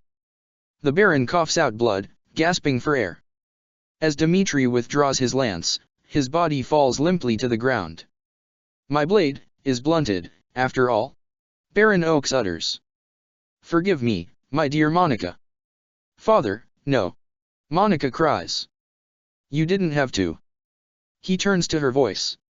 She's back. Dimitri's glare hardens. After her. My mistake led to my father's death. She spits. I shall have revenge. Monica heads for them with the Imperial troops behind her back in a blind of rage. Monica. Their former professor, Hanneman calls after her, fear painted in his voice. Oh dear. Perhaps it's time we joined the battle in earnest. I won't watch her die. Manuela declares, appearing at the scene after witnessing her student's act of vengeance. Let's go, Hanneman. Professors Hanneman and Manuela are here. Annette sputters. To think we'd have to fight them. Now's not the time to hesitate. Dimitri says. We must seize our victory. Monica makes a beeline for Dimitri, and the two clash weapons. Her much smaller physique allows her to react quick to his strikes, managing to graze his blind spots before he could counter. But Dimitri is not feeble. Despite the wounds that scathe his body, he remains unfazed as he continues to land the powerful strikes of Eridbar against her, forcing her to take the defensive. Eventually, he lands a fatal blow on her, leaving a deep cut on her shoulder. Monica grunts, staggering backwards. Her eyes glare wildly at him in frustration. I can't die here, she declares as tears brim below her eyelids. I won't. Her former professors catch up to her, standing in front of her protectively. Go on now, Monica. Manuela says. Get to a healer. Hanneman begins to radiate a spell from his hands. I shall make them work for it, if nothing else. Your Majesty. Felix jumps to the scene, shielding Dimitri from the spell that blasts towards his direction. You deal with Manuela. He yells at him. I got him. Dimitri nods, roaring as he dashes towards their professor. He manages to get his first hit on her and she yelps in pain. Not bad at all. Manuela's voice grows furious as she stares at the graze on her cloak. Oh, I'm starting to like this. She gains some distance away from him as she throws spell after spell against him. On the other hand, Felix starts to close the gap between him and Hanneman with the support of Ash and Annette who catch up to him. Hanneman. Manuela gasps as she catches the sight. You're looking a little worse for wear. Let me heal you. She blasts another spell towards Dimitri, using it as an attempt to gain distance before she casts white magic towards her colleague. Your Majesty. Rodrigue heads for Dimitri's direction, pointing at the energized-looking Hanneman. If she keeps healing him like that, this battle will never end. Rodrigue points out. Let us deal with Manuela first. I appreciate your support, Rodrigue. The two now surround Manuela on both sides. She glances between the both of them, her frown deepening. It's so dreadful to see a familiar face across the battlefield. That said, I will not back down. Despite her declaration, it does not take long for her to witness defeat against the crests of Frildarius and Bladdid coming at her in all directions. She pants, leaping away from them. There's still so much I want to do in life. I have to withdraw. And as if in unison, Felix, Ash, and Annette are able to clean up the scene against Hanneman. I may have one foot in the grave, Hanneman says. But I insist I keep the other out of it for the time being. They made a formidable duo. Dimitri says, catching his breath as the battlefield quiets down. I wonder if our paths will cross again in the future. Isn't it time for you to come out already, Duke Girth? Rodrigue bellows. A general ought to seek vengeance for his subordinates. Be careful what you wish for, Duke Girth growls, opening the gates of the final defense of his territory. I've quite a lot of deaths to avenge by now. The kingdom soldiers yell out their battle cry, charging at the main stronghold. How ironic, Duke Girth hisses amidst the chaos. My territory has always strived for peace, yet it's the first claimed by the flames of war. I see they're putting up one last bit of futile resistance. Sylvain glares. Too bad it's not going to work. One after another, Imperial soldiers start to fall, being slayed by kingdom troops. There is no one more merciless, however, than the king who leads them closer and closer to victory. I cannot perish here, Duke Girth declares, finally yielding and readying his retreat. I must protect the empire. The Imperial troops follow him as he abandons his territory, escaping from the scene, leaving all fallen and slain soldiers behind. Our enemies fought well, Dmitri admits, looking around the emptied plaza for any more enemies. To be honest, I'm not sure how much more we can endure. When he sees that the coast is clear, he raises his lance high up in the air, standing with pride amongst his fellow knights. We've taken the main hall. Victory is ours, Knights of Faerghus. Cheers now replace battle cries as the blue banner of the kingdom hang over that of the empire. The kingdom begins to set up their newest kingdom camp on former imperial grounds, cleaning up the scene of its bloodbath. Imperial soldiers are buried underneath their home soil as prayers are chanted by priests, led by Mercedes and Marianne. Dmitri watches over the scene silently as the dead are put to rest once more. As the war goes on, so does the pile of those counted among the dead. But they're not done yet. He knows this. There is so much left for him to do. So many more that need to be perished in this war until he can appease those he swore to achieve vengeance for. You all right there, Dmitri? Shay walks over by his side, a curious look painted on his face. Dmitri sighs. We claimed victory, but at a dire cost. The people have lost their livelihoods. Their homes. Then it's our job to help them get back on their feet. Shay reassures. We're not going to abandon the empire once we win this war, you said as much. Dmitri lets out a weak smile. I suppose you're right. Come on, there's still a lot of work to do. He says. Gotta get the materials from the supply master to expand the place. We're not able to fit so many people at this rate. Oh, the surrenders from the empire. Dmitri's eyes widen at the reminder. We need to deal with them first. We can't delay our trip to Hevering, so we must allocate them immediately. Sure thing. Shay scans around, pointing near the cafeteria. One of them's over there with Happy. Ah, yes. Dmitri's eyes trace over to Happy's direction. Constance from House Novelli. It's a relief she decided to join us. Shay accompanies him over to the duo who seem to chatter in high spirits, or to the extent possible with Constance's somber state. To think I would be reunited with my dearest Happy. Constance lets out a pained smile. And here, of all places. Hey, I worked my tail off to get here. Happy pouts.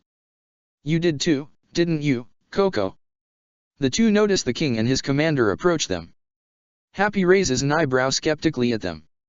So, first you make Coco betray the empire, and now she's gotta fight for the kingdom? Is that what's going on?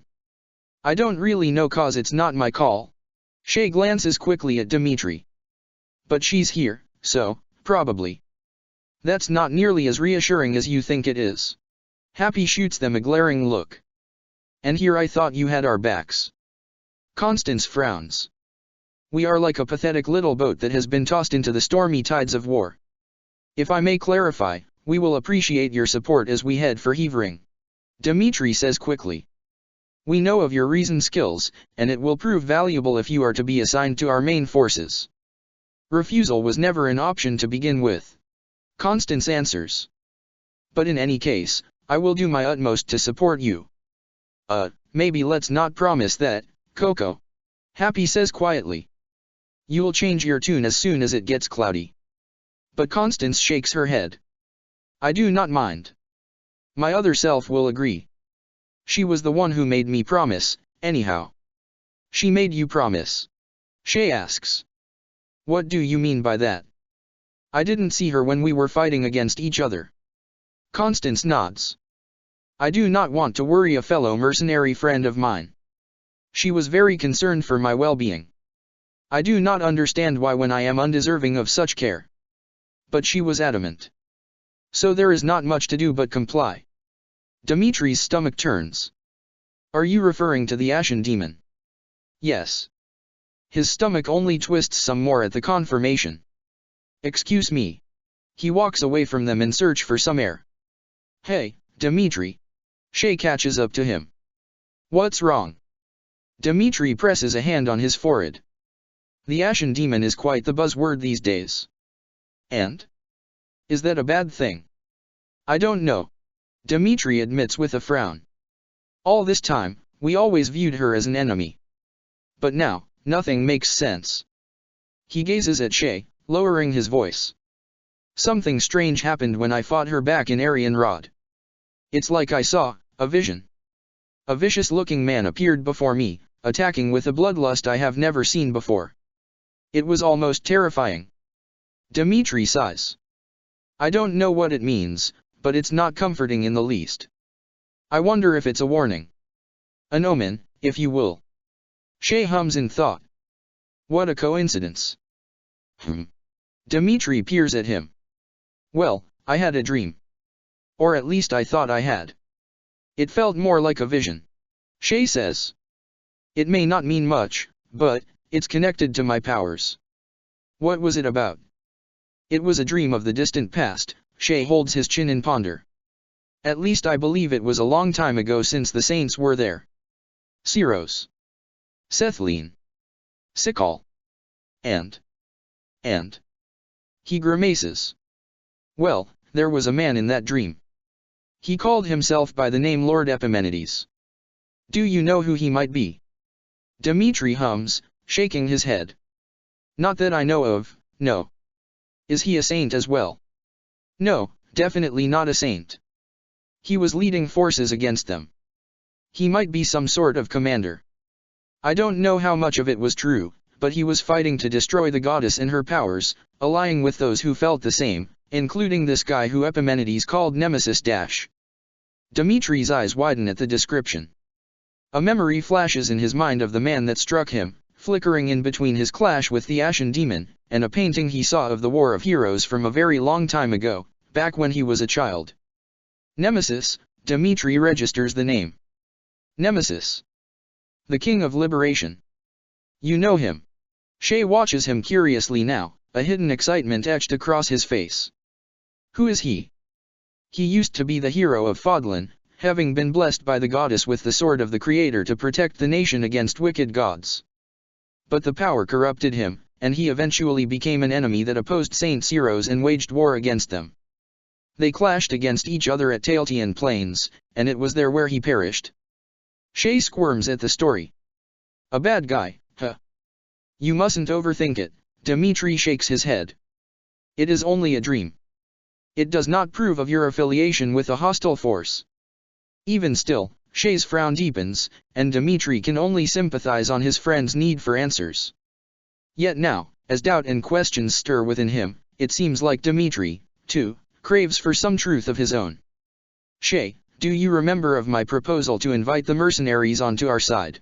Dmitri asks. Shay nods. To be honest, I was thinking more about it too. The Ashen Demon, during our last fight against each other, she had some sort of power that she used against me. I've never seen anything like it. But if that power is somehow connected to my own, if we want to search for answers, then I think it would be best to bring her to our side. That's very decisive of you. Dmitri's eyebrows raise at the man's confidence. Are you sure that you hold no ill will against her? Like I said, I don't hate her. He reminds. It's just the way of a merc, Dmitri. You may not understand, but it's a part of our job not to let these feelings get to us. You can consider it professionalism. I truly am in awe of you, Shay. A smile gracing his lips ever so briefly until it fades away once more. Very well. Let me think about it. He bids Shay goodbye, drowning himself in his own thoughts. The Ashen Demon returns to his memory, flickering in between the urgency in her expressions to the rage on the mysterious man, Nemesis, as per Shay's recollection. A seed of doubt plants within him, and he wonders just how trustworthy this Ashen Demon is. If she is to have any answers at all. Chapter 14. If we manage to hide and make our forces hold their fire around the north, Geralt starts, circling the strongholds at the top of the map. We can help the kingdom divert their direction to keep their movements in the south. That way, they can reach the main stronghold faster. Byleth nods in agreement. And claim it away from Randolph. The two speak in hushed voices in their tent, the only thing lighting up their map being the oil lamp that barely glows between them. That's sure to help them emerge victorious. Gerald crinkles his nose. However, we don't know if the kingdom will spare us, I know. Byleth says quickly before Gerald can land the blow on her instead. It's a gamble. Gerald says not as a warning, but as a reminder. And it highly depends on whether or not you managed to save your friend's life. In any case, if they fight us, we will have no choice but to fight back. Byleth glares at him. I won't let you. We will drop our weapons. Kid, Gerald pleads. Be reasonable about this. This is our last chance, Gerald. She continues. If this fails, then it's over. Thales wins. Gerald hums, crossing his arms as he leans back. It's over, huh? Gerald murmurs, eyeing her carefully. You never told me. But maybe it's 'cause I never asked. How dangerous is this Thales? And what happens if he wins? He aims to end the goddess and achieve his revenge. She answers. If he wins, the goddess will cease to exist. I can't give an answer as to what that will entail, but I know this much. The kingdom will fall and the world will never return back to normal.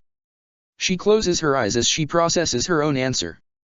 It might not just be the empire that prevails, but those who slither in the dark. Everyone will perish. Gerald sighs. High stakes, huh? The only way to stop him is by changing sides. Byleth pushes. Please, Gerald. I cannot find the answers here now that the Empire is under those who slither in the dark's control. In fact, I would never have gotten the answers I needed here anyway. The kingdom will help us, I know they will.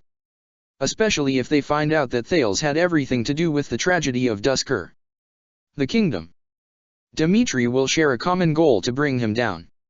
She returns to a low murmur. I can't do it without him, Gerald. I need him. He stares at her for a long moment before shaking his head. I see a lot of you in me, kid. She pauses at the sudden change in subject. His eyes turn wistful as he continues on. There's nothing you wouldn't do to be with the people you love. It's been a while since I felt something like that, I almost forgot. But seeing you act in such a way makes me remember it all. When your mother passed away, I was terrified.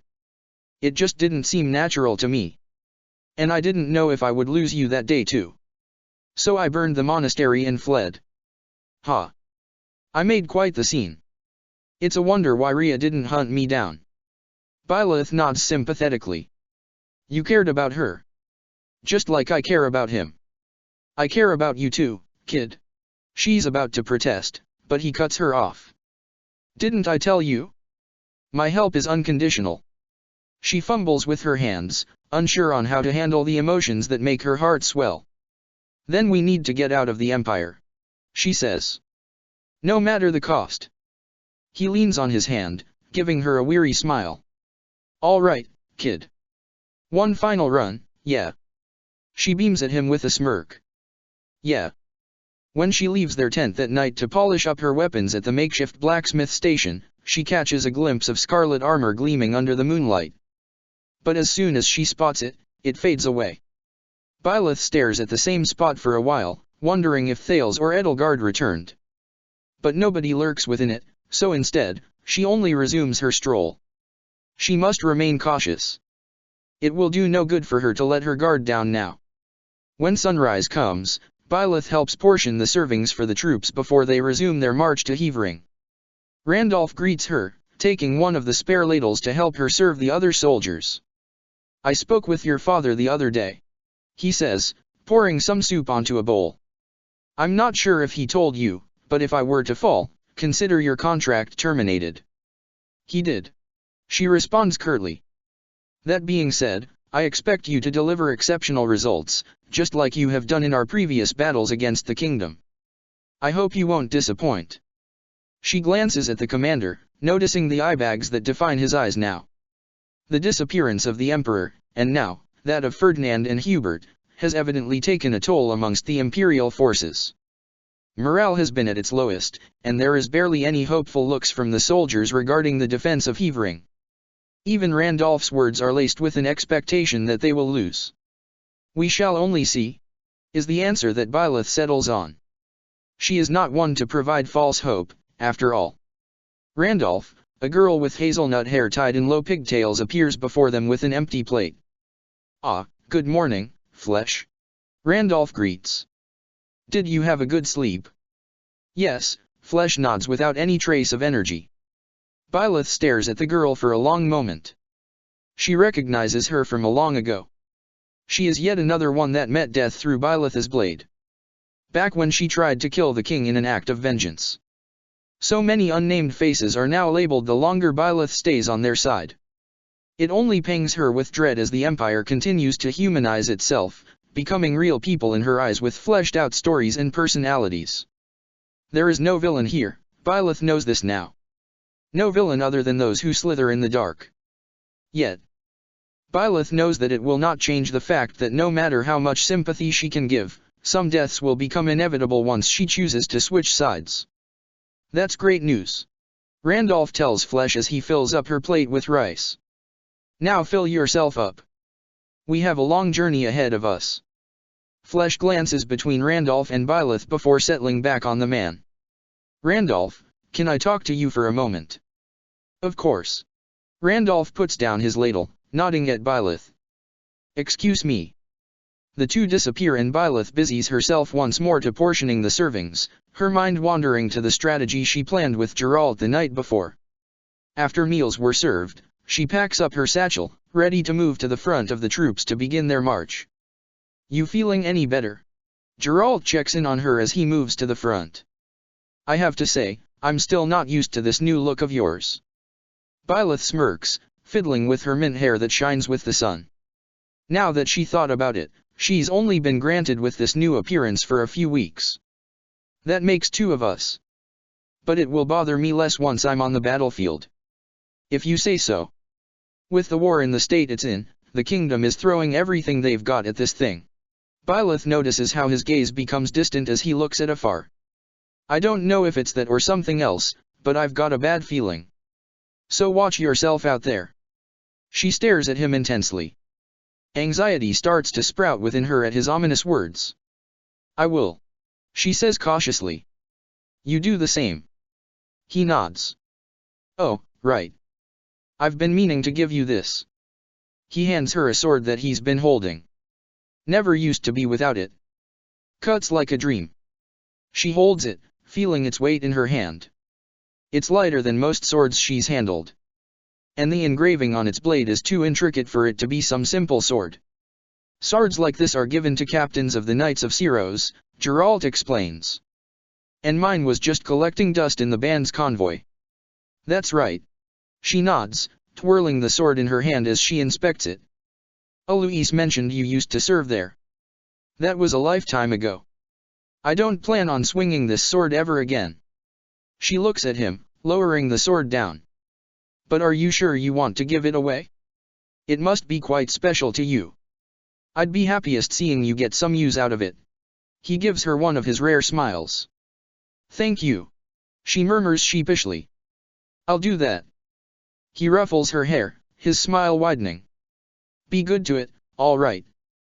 She falls speechless at the sincerity, saying nothing as he calls for the troops to move out. And the anxiety within her only grows. "You lot," Geralt points at a handful of soldiers from the Imperial Vanguard and his own mercenaries. "Come with me. We'll assist at the front and protect the main stronghold." They begin to disperse, and Geralt only shoots Byleth a look before departing. Their strategy has begun. Geralt has taken weaker and smaller forces with him to aid at the main stronghold and other strongholds within its perimeter. Without a doubt, the kingdom forces can take them down in just a couple of seconds. Byleth then positions herself at the north, staying in hiding with the rest of the troops. They have to stage themselves as an ambush. It lies on Geralt and his forces to ensure that the kingdom stays in the south. She hides amongst the bushes, holding back the soldiers and mercenaries that stay alongside her. "We only move on my mark," Byleth tells them. Do not move unless I tell you to. They nod silently, sitting down to camouflage themselves with the forestry. Moments later, Byleth picks up the clash of swords and battle cries from afar. So the kingdom has arrived. She hears footsteps pass by every few moments, but she remains glued to her hiding position. Remember, we have more than the Imperial troops and Randolph to think about. She hears Felix say at one point as he passes through. Keep your eyes on those mercenaries too. Mercenary, mustn't we strike? One of the soldiers whisper. That was the shield of Faergus. Not now. She retorts. He needs to be surrounded. She ignores the growing restlessness of the troops behind her as she stares through the gaps of the bushes, watching the footsteps that run by on the muddy road. She needs to stand by until all the kingdom troops have cleared out and act as if their ambush failed. It's to give them enough time to reach the main stronghold and slow down the Empire from catching up to them. But before Byleth can even see that things were going as planned, there is one straw she did not account for that breaks the camel's back. They're here. One of the mercenaries yell. Go, now. Byleth whips at the direction of the voice. What? She gasps in alarm. As she looks back at the high road, she notices how Alois leads the mercenaries out from hiding, surrounding a few kingdom soldiers. Amidst them stands Mercedes, who now struggles to hold back against Alois' forces. They've fallen straight into our trap. Alois boasts. Now, descend upon them. Byleth pales at the scene. Alois, she sprints toward him, jumping out of her hiding. Just what is he doing? Attack. The troop under Byleth's command now breaks out of their hiding as well, dispersing as they intercept kingdom soldiers within their proximity. Byleth stops in her tracks, glancing from her troops that now clash with the kingdom and Alois, who fights directly with Mercedes. She stays planted on the ground as she thinks hard for a new course of action. Any action that can salvage this. What makes you have cold feet, mercenary? Byleth turns to see Flesh jogging over to her. She quickly drags herself out of her daze, quickly conjuring up with a lie. The enemy draws near. We must protect Randolph. Flesh tilts her head. The mercenaries sprung their ambush, making this the perfect chance to raid the enemy base. Is this not an opportunity to take the offensive? Why must we take the main stronghold? Then Flesh's curious look shatters, turning into a look filled with spite. Unless, you wanted the stronghold for yourself. Isn't that right? Byleth tenses up at her words. Then it clicks in her head. She wasn't just imagining things when she thought she spot somebody lurking nearby her tent. It now dawns on her that it was Flesh she saw that night, wearing the same scarlet armor she wears now. She's been revealed. And now, she's compromised. Byleth does not waste a moment, striking at Flesh, who deflects her with her own sword on time. It makes Flesh's anger only grow. You won't lay a finger on my brother. Flesh shrieks. Byleth deflects Flesh's strike, and the attention of surrounding forces is now moved to their one-on-one duel. What's going on? A nearby soldier gasps. The Ashen Demon is fighting Commander Flesh. Another one points out. Byleth manages to push Flesh away with such strong force that she staggers backwards. Flesh points at her wildly. She's a traitor. Kill her if you can. Imperial soldiers exchange looks, murmuring in confusion at the new development. Byleth takes a deep breath, accepting the facts. She's a traitor now. Not that it bothered her much. She always has been. Her eyes steel with resolve as she stares at her former allies. I'm taking as many of you down as I can. Byleth declares. She makes the first move, striking down a batch of Imperial soldiers that have their guard lowered from the shock of her betrayal. As soon as she does, it snaps them back to reality, and their aggression and panic shift to her as they swing their weapons in her direction. We must protect the Ashen Demon. One of the mercenaries yell. And now, Geralt's mercenary band lets out their battle cries as they come to her aid, fighting against the soldiers that aim at her. She gapes at the mercenaries and their immediate resolve to switch sides. One of them shoots her a look, snapping her out of her daze. What are you standing there for? Do what you gotta do. Byleth nods firmly. Thank you. I owe you. She redirects her attention to Flesh and the two resume their clash. I see you do not hesitate, demon. Flesh spits. How did you find out? Byleth asks. I always disagreed with your sudden authority over us when Hubert and Ferdinand departed for Central Adrestia. Byleth strikes her sword as Flesh speaks, putting her on the defensive. I kept an eye on you, Flesh continues. I was right. All this time, you waited for our downfall. And I won't let you drag my brother into it. It is unfortunate. Byleth admits. But I do not expect forgiveness. For I will not falter.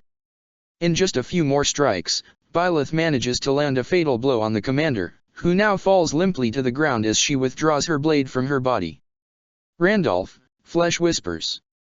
I'm so sorry. Please stay safe. Byleth watches as the life slowly fades away from the commander's eyes. She killed her. An Imperial soldier screams. But Byleth does not panic. In fact, it's as if a weight has been lifted from her shoulders. Her cover is blown and her mask is revealed. And there is something freeing about not having to pretend anymore. It's about time they know where her loyalty lies. You're not getting away with this.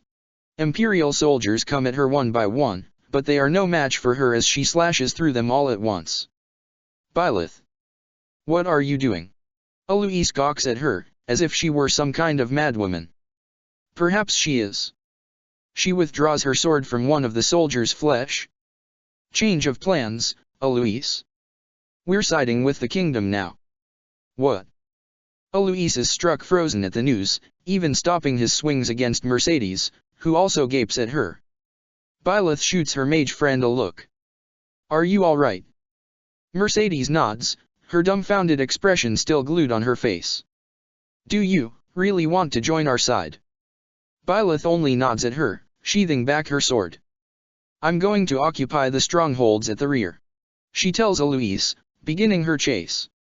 Do not engage with any of the kingdom's forces. Does Geralt know about this?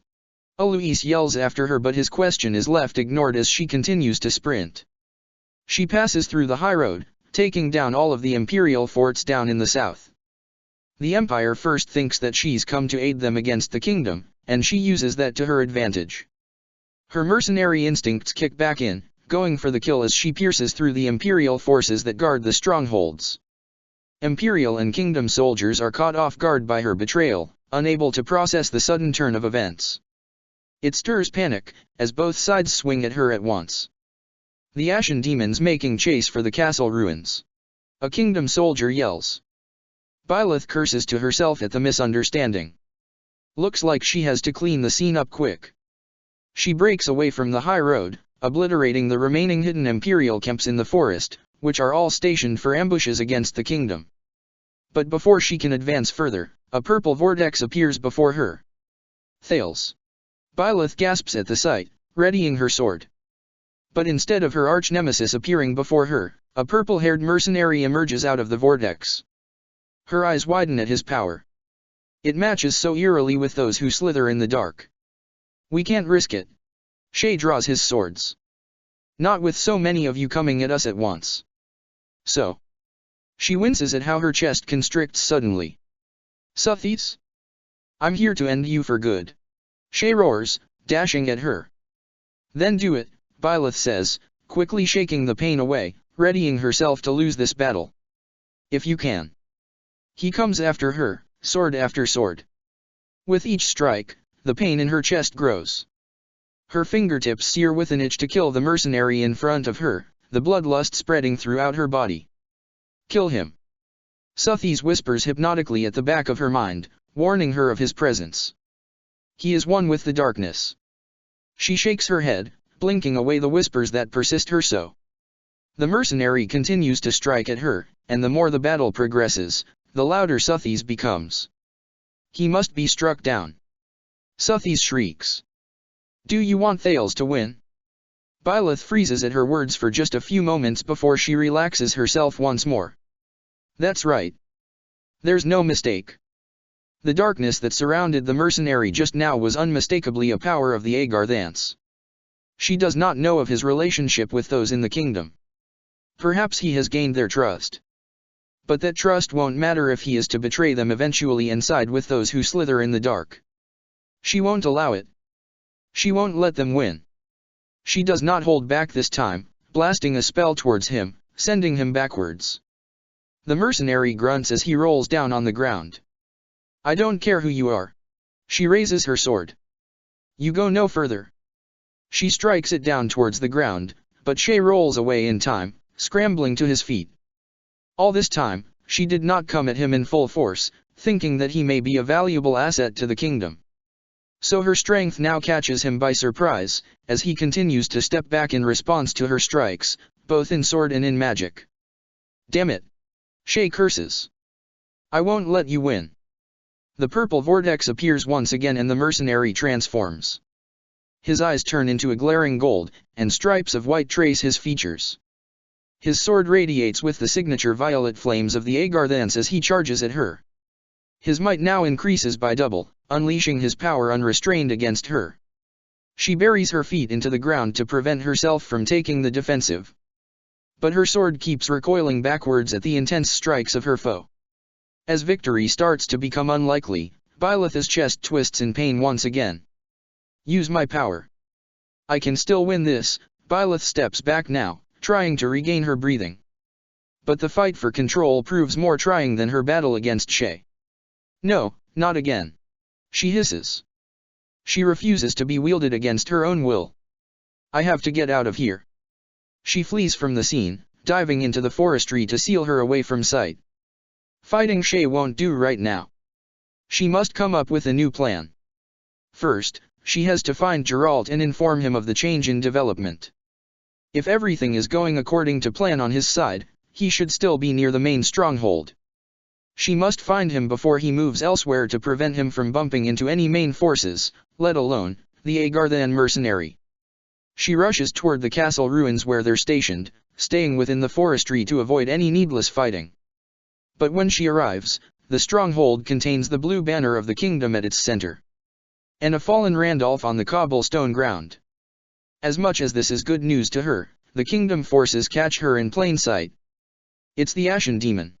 A soldier yells. We must not let her claim back the main stronghold. Before she can move out, the kingdom surrounds her. She is unable to put down her weapon and declare surrender. Not when they charge at her without hesitation, weapons ready to take her down. She does her best not to inflict any harm on them, only disarming approaching soldiers of their weapons. She has to clear the way and get out of there. Where is Geralt, anyway? As if on cue, she spots him storming down the high road on his steed, away from the castle ruins. I have to take care of one backup squad and come back to this. Geralt clicks his tongue in annoyance. What a mess. The plan is indeed a mess. Geralt takes up the rear, heading south, breaking away from the original plan. And Byleth has no way to know where the outcome is heading now. Especially if he is to come head-to-head with Shay. Geralt. Stop.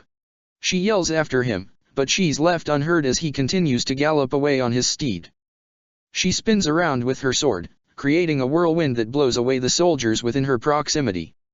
Without missing a beat, she cuts through and breaks out from the stronghold, chasing behind Geralt. She scans around the battlefield, unsure as to where he went off to. Geralt. She yells. She runs to the east, retracing her steps. Geralt. Her yells are drowned by the battle cries between the kingdom and empire. At this rate, she won't be able to catch him.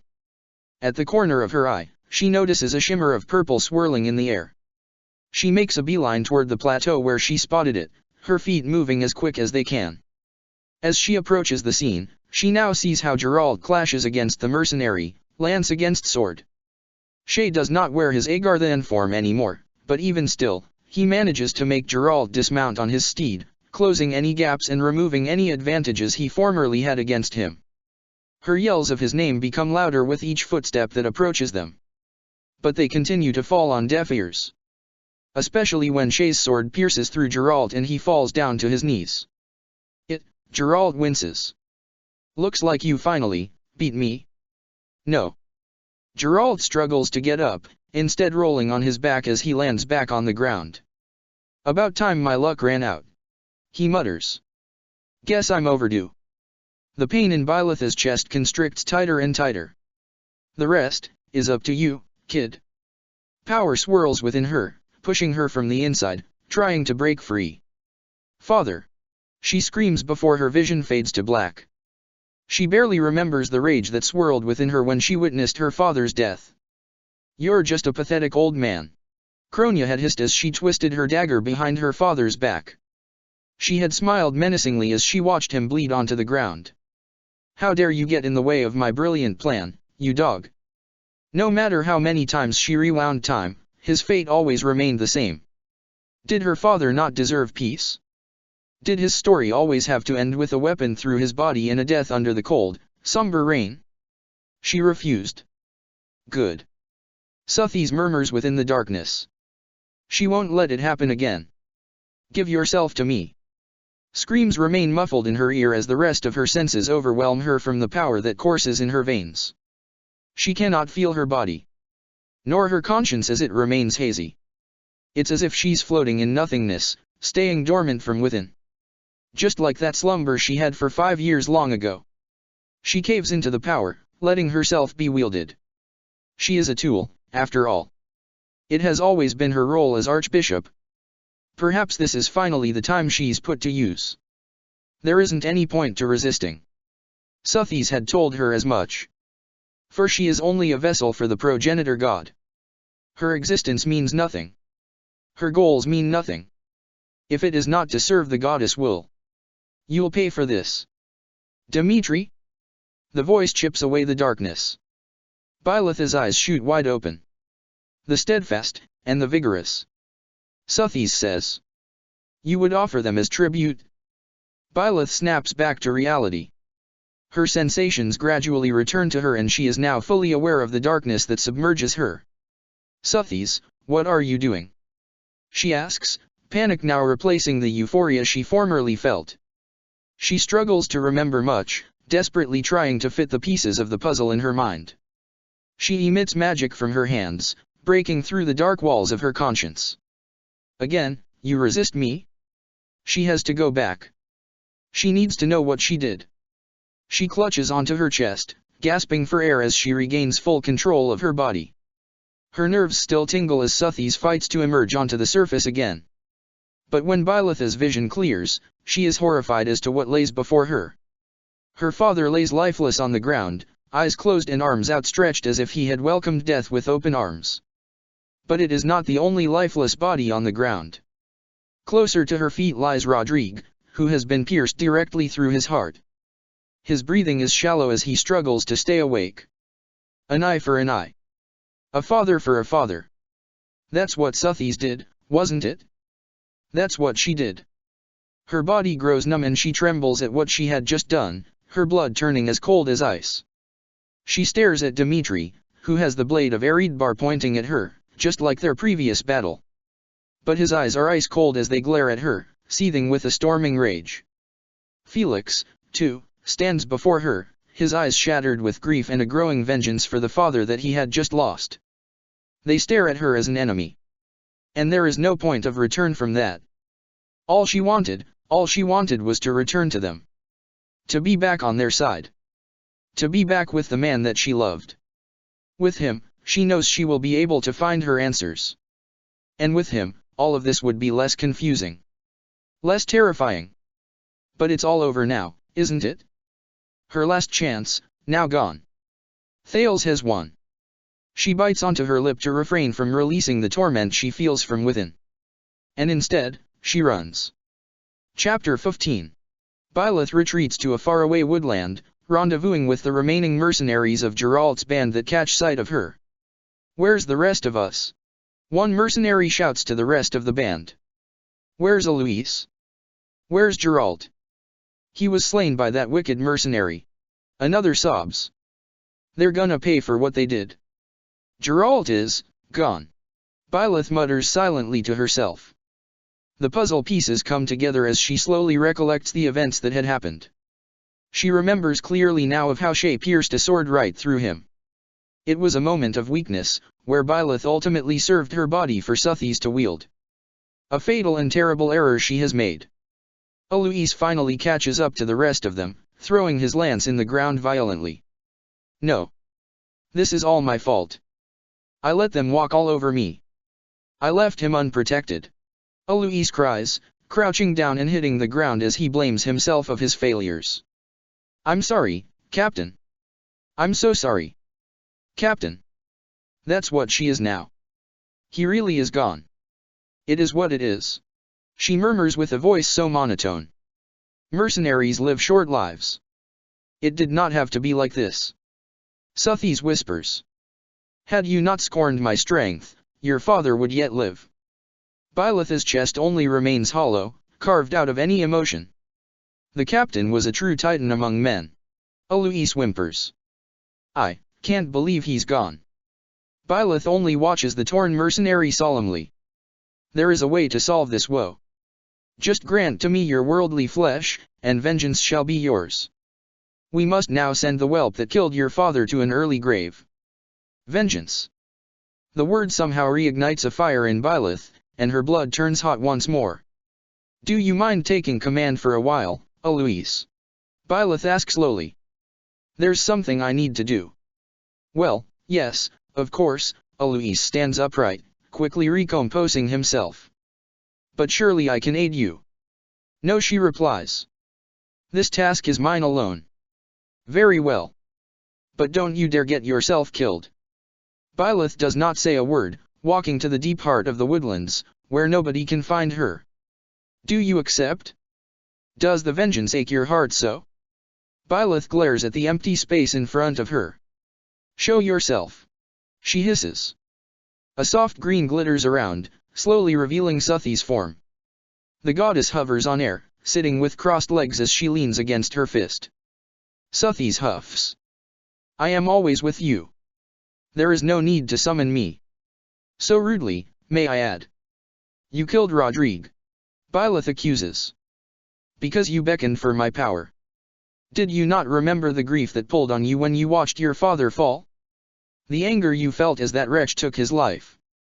Byleth lowers her gaze to the ground, clenching her fists. Geralt wouldn't want this. He didn't believe in vengeance for vengeance's sake. Suthies peers at her incredulously. Indeed. You could not be more right. The goddess swirls around her, leaning closely against her ear. Revenge is not a thing you take for someone else. You seek revenge to slake your rage and heal your wounded heart. She plasters on a smile, empty of any warmth as she gazes at her vessel. I know you are prepared to do whatever you must. Suthies says. Byleth closes her eyes, feeling the ache that binds her chest. Is this what she wants? Revenge? For what? She's done it before, slaying Cronia with her own hands.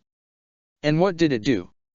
It sucked her to an abyss, worrying her fellow students, for they didn't know if she would ever return. Vengeance only led to further pain for those who cherished her. Who loved her. Vengeance is one of the ways she failed the people she loved, as she dragged them into fights they didn't have to battle. She's seen the act of revenge turn in cycles, piling up deaths needlessly and fueling the fire of hatred all the more. She's seen it in her husband and how it tortured him with sleepless nights and lonely mornings. And she's seen how he emerged victorious from it all, when he finally chose to be at peace and move on. Yes, she has lost her father. Again. But she does not wish vengeance upon anyone. And she promised herself she will never do it again, no matter how painful and difficult it was to restrain herself from doing so. No, she tells Suthies. The smile fades away from Suthi's face, turning into a steely gaze that matches Lady Rhea's type of rage. I could do this by force, you know. Suthies provokes. Be grateful that I asked for your leave at all. You underestimate us again, Suthies. Byleth frowns. You think that all we want is power. Hatred. To kill those who did us wrong. But you are wrong. She glares back at the goddess. You can choose to use your power for good. To help me protect those I love. And to help me return back to the world where we are victorious. You dare challenge my goodness. Suthies raises her voice. Do you not believe you are to be wielded for the sake of greater purpose? To perish those of the darkness that defy us. I refuse to be wielded in hatred. Byleth argues. You wield me in fear that the past will repeat itself. You're afraid. Suthies winces, floating away as she clutches onto her head. Enough. You give me a headache. You know I am right. Byleth pushes, following behind her. We have won once. You granted me your power before without such a trade. Because you trusted me. You trusted the human race. What has changed? Suthi's breath hitches and she falls silent at the question. Then she spins abruptly at Byleth. There's a shift in her eyes, flickering in between her omnipotent gaze to one of a confused child. That wretch. Suthi's blinks in realization. It's him. Her voice lowers to a familiar softness that Byleth remembers her to have so many years ago. It makes her wonder which version of Suthi's she is speaking to. Byleth's eyes narrow. Shay. Suthi's flicks her hands up in the air, touching the stars. Then, she is transported back to Suthi's realm, where her throne floats in its coppered state. Suthi's picks up a shard floating in the air. I remember of this time you speak of now. She holds out the shard for Byleth to see. Within its reflection lies Dimitri, her Dimitri, talking with Claude and Lady Rhea before it flickers into the past, revealing him lying all alone at the goddess tower, bathed in blood from the people he hunted. Byleth gasps. Is he all right? It does not cease to exist after all. Suthi's nods. So yes. He is well. Relief overwhelms Byleth to her knees. It still exists. Byleth breathes, finally breathes, as if she has not done so for months. There is still a world for her to go back to. Despite all the mess she has created, it is not completely hopeless. How did you find out? Byleth asks. Suthi's releases the shard from her hands as it floats back into space.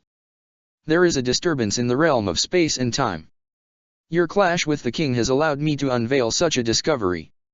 So your hunch was correct. Suthi's forces out an irritated smile. I am truly insulted that you continue to underestimate my prowess. Some vessel you are. She shoots her one last annoyed look before she continues on. But yes. Upon your clash with the king, you must have seen a vision. Byleth's eyes widen. Yes. I saw him. My husband, I mean. That clash is a miracle upon itself. Call it divine timing if you wish. You hold the crest of flames. A rare one has been gifted to you so that I could be reborn. During your battle, you ignited your crest, did you not? Just as your foe activated the crest of Blad did. Byleth shakes her head. I don't understand. In that moment of time, a similar event had happened in your world. The crest of flames and the crest of Bladdid interacted against each other, causing the two lines of time to converge momentarily. You're saying Dimitri fought somebody, with the crest of flames. Byleth furrows her eyebrows at the thought. But who else would have the crest of flames? Unless, it's another, me. After all, if there are two Dimitris, wouldn't it be plausible that there were two versions of her? Were there two versions of everyone? Byleth frowns. This all is quite confusing to me. Do not be so daft. Suthi's shoots her a look.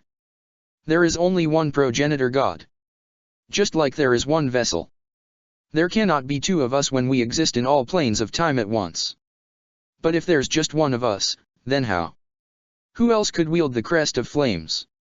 That, even I am unsure of. Suthi's spits out the confession as if it were poison. But for this to come about, it is clear that there is disorder in space and time. It is why I feel such a lapse in my own memory. There is a force here that prevents you from going back and for me to seek the truth. A darkness that traps the travels within time. So I can't go back. Just like in your tethered reality, this force continues to stop you from achieving victory. They relish in your torment. Her gaze fierce ends. It is why I believe that wretch must be destroyed. And what about Thales? The same applies to anybody who lurks in the darkness. Suthi's hisses. After all, it is he who sent you here, is he not? Those two will prove important pieces to your puzzle if you wish to return back to the way things were. Suthi's extends her hand. So what of it? Will you accept my power? Byleth stares at her hand for a moment before meeting the eyes of the goddess. How about a deal? Byleth asks. Suthi's withdraws her hand quickly as if she just touched fire, placing it on her chest as she gapes at her in disbelief. You may have just asked the most offensive question in all the millennia I have lived in. To think you would have the gall to negotiate with a sentient deity such as I. If your power is the divine pulse, then you could send me back in time. Quit your yammering and listen. If you can send me back in time before my father died. I said . And if you allow me to side with the kingdom. The nerve. I will accept your power. Byleth continues. Are you mad? You wish to befriend the fiend who slayed your father by allying with the enemy. Byleth leans closer, meeting head to head with the goddess herself. We're doing this my way. Byleth says firmly. It is not a scheme of vengeance I am looking for. It is for answers. Answers that will bring us to victory. And if his death will prove necessary, you are not to wield me under your control. I can end him on my own terms. Without the need of hatred to fuel me. If these terms are broken, I will simply just have to resist you such that you will never be able to witness the mercenary fall. I will end myself if I must. Do you understand? Suthi's jaw drops at Byleth's ultimatum.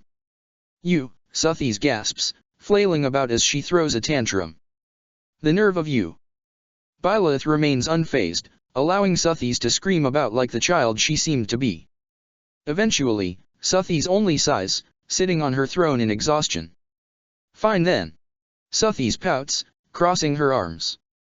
I am not a dishonest god, and I do uphold my integrity. I will follow your terms. But know this. Should you break your end of the bargain, I will wield you as I wish. You will fully become mine and your conscience will be no more. Suthi's leans over, the resolve in her eyes being crystal clear. Do whatever it takes to get your answers and wipe away the darkness. There is still much mystery to unfold that even I need to unlock. Perhaps it will do me good to trust you, for now. You're right. Byleth lets out a smile of relief. This has to come from me, and I accept your power. Help me win, no matter what it takes. Ah, yes. Finally, Suthi's lets out a cheeky grin, now turning amused with the new turn of events. You shall make a most worthy vessel after all. She extends her arms up to the starry sky, and a ball of pure white light emits from them. And now, behold all that I have discovered at the edge of time. Byleth is blinded by the light, seeing nothing but pure white that hurts her vision. A voice gradually grows louder within the vast space of her conscience, and eventually, Byleth's sight turns clear, revealing a dimly lit oil lamp in front of her and the confines of her tent surrounding her. If we manage to hide and make our forces hold their fire around the north, we can help the kingdom divert their direction to keep their movements in the south. Byleth blinks, rubbing her eyes. In front of her sits Geralt, whose eyes focus on the map spread in between them. After a long moment of silence, Geralt looks up at her, tilting his head. Kid? You okay? Byleth blinks again, a newfound pain constricting her chest. I'm fine. She says, noticing how the blood that runs in her veins begin to boil. She curses to herself.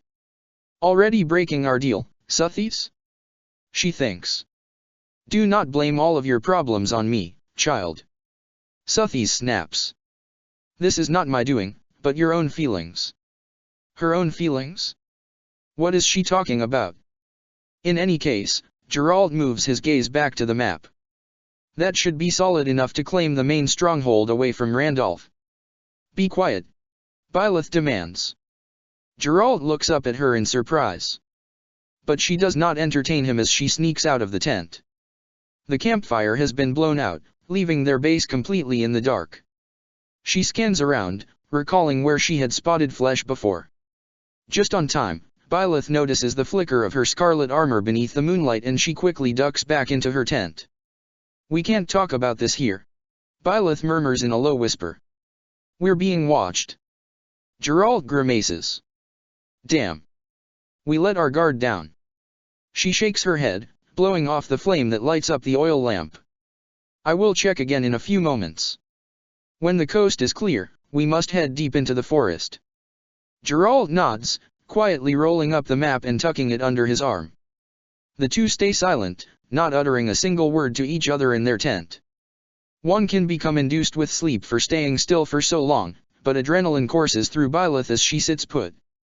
Every few moments, she peeks out through the flaps.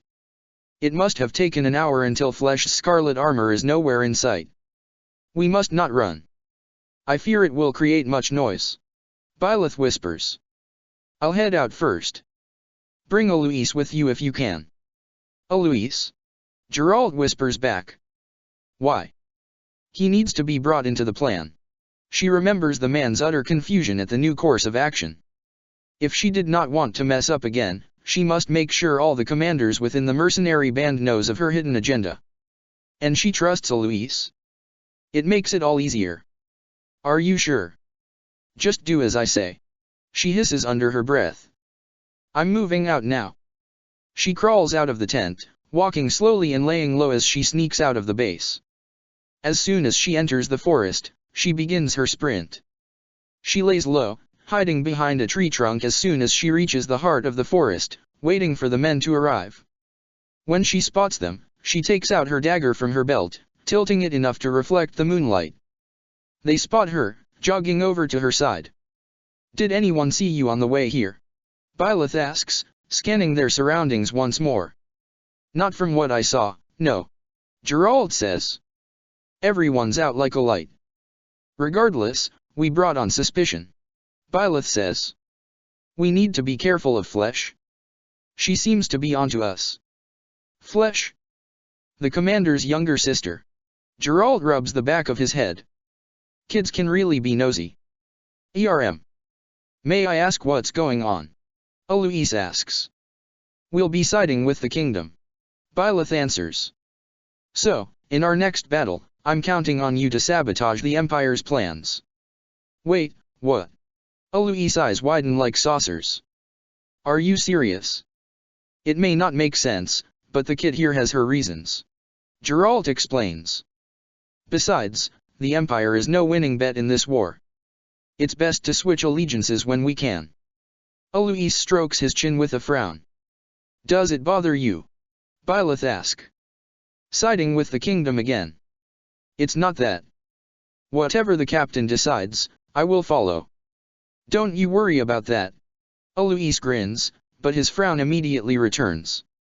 Still, this won't be easy. How exactly can we hide under the Empire's nose? We're setting up an ambush in the north. Geralt answers. If we keep the kingdom forces wary of us, they'll stay south, and it'll lead them straight to the main stronghold.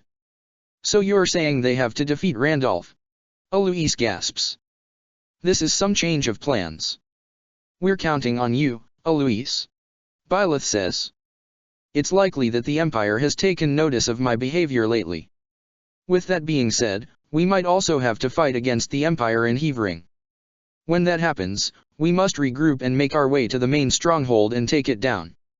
Good idea. Geralt agrees. The mercenaries will sure be confused with the new orders if we have to carry them out. That's why we gotta do some damage control. It's best to steer them away from any fights that involve the kingdom and Empire. Don't want both sides coming at us all at once. Head straight for the main stronghold, help the kingdom seize it, and surrender. But no matter what, do not engage with the kingdom forces. That's an order. Geralt nods supportively.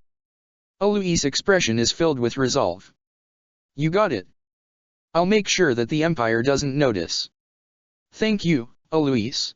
Byleth smiles. Now then, let's discuss our stations. Geralt begins. Our ambush will be in the north, so you and the kid will stand by there. Don't let the troops under your command move out. I'll be staying in the main stronghold. No, that won't be necessary. Byleth tells him, who shoots her a quizzical look. The main stronghold is better off defenseless. You don't have to station yourself there.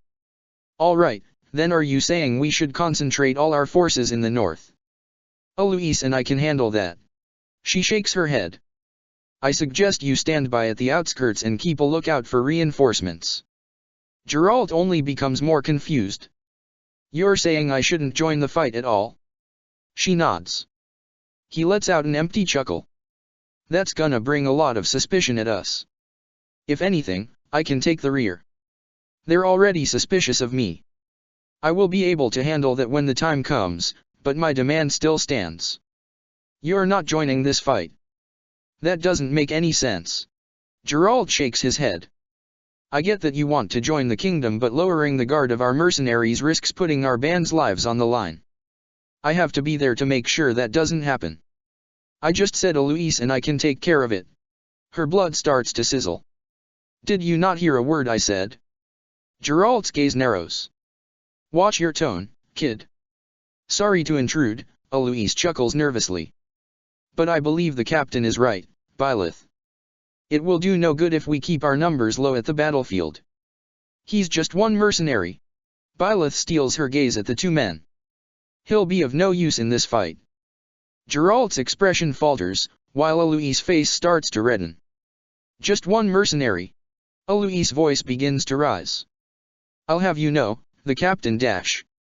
That's enough, Eloise. Geralt shoots him a look of warning. Eloise pauses, shaking his head. I'm so sorry, Captain. I did not mean to scold your child. It's fine. Geralt looks at Byleth. Maybe it's best we return to our tents. Eloise, do you mind having a head start? Of course. Eloise says, glancing between father and child. I will get going then. The two stare at each other, the only noise being Eloise's footsteps as he walks out of the forest. Care to tell me what's going on, kid? Geralt asks. What happened doesn't matter. Byleth says curtly. Eloise and I will take the lead in this campaign. There's no need for you to join. He groans lowly. I won't be able to understand if you don't tell me. And I'll just keep insisting to come with you. It is too dangerous. She shakes her head fervently. And a very high risk. This battle is not just between the kingdom and empire anymore. It will be 2 against 1 with our mercenary band. As our captain, we can't risk losing you. He raises an eyebrow in amusement. I've gone through lots of battles like this, kid.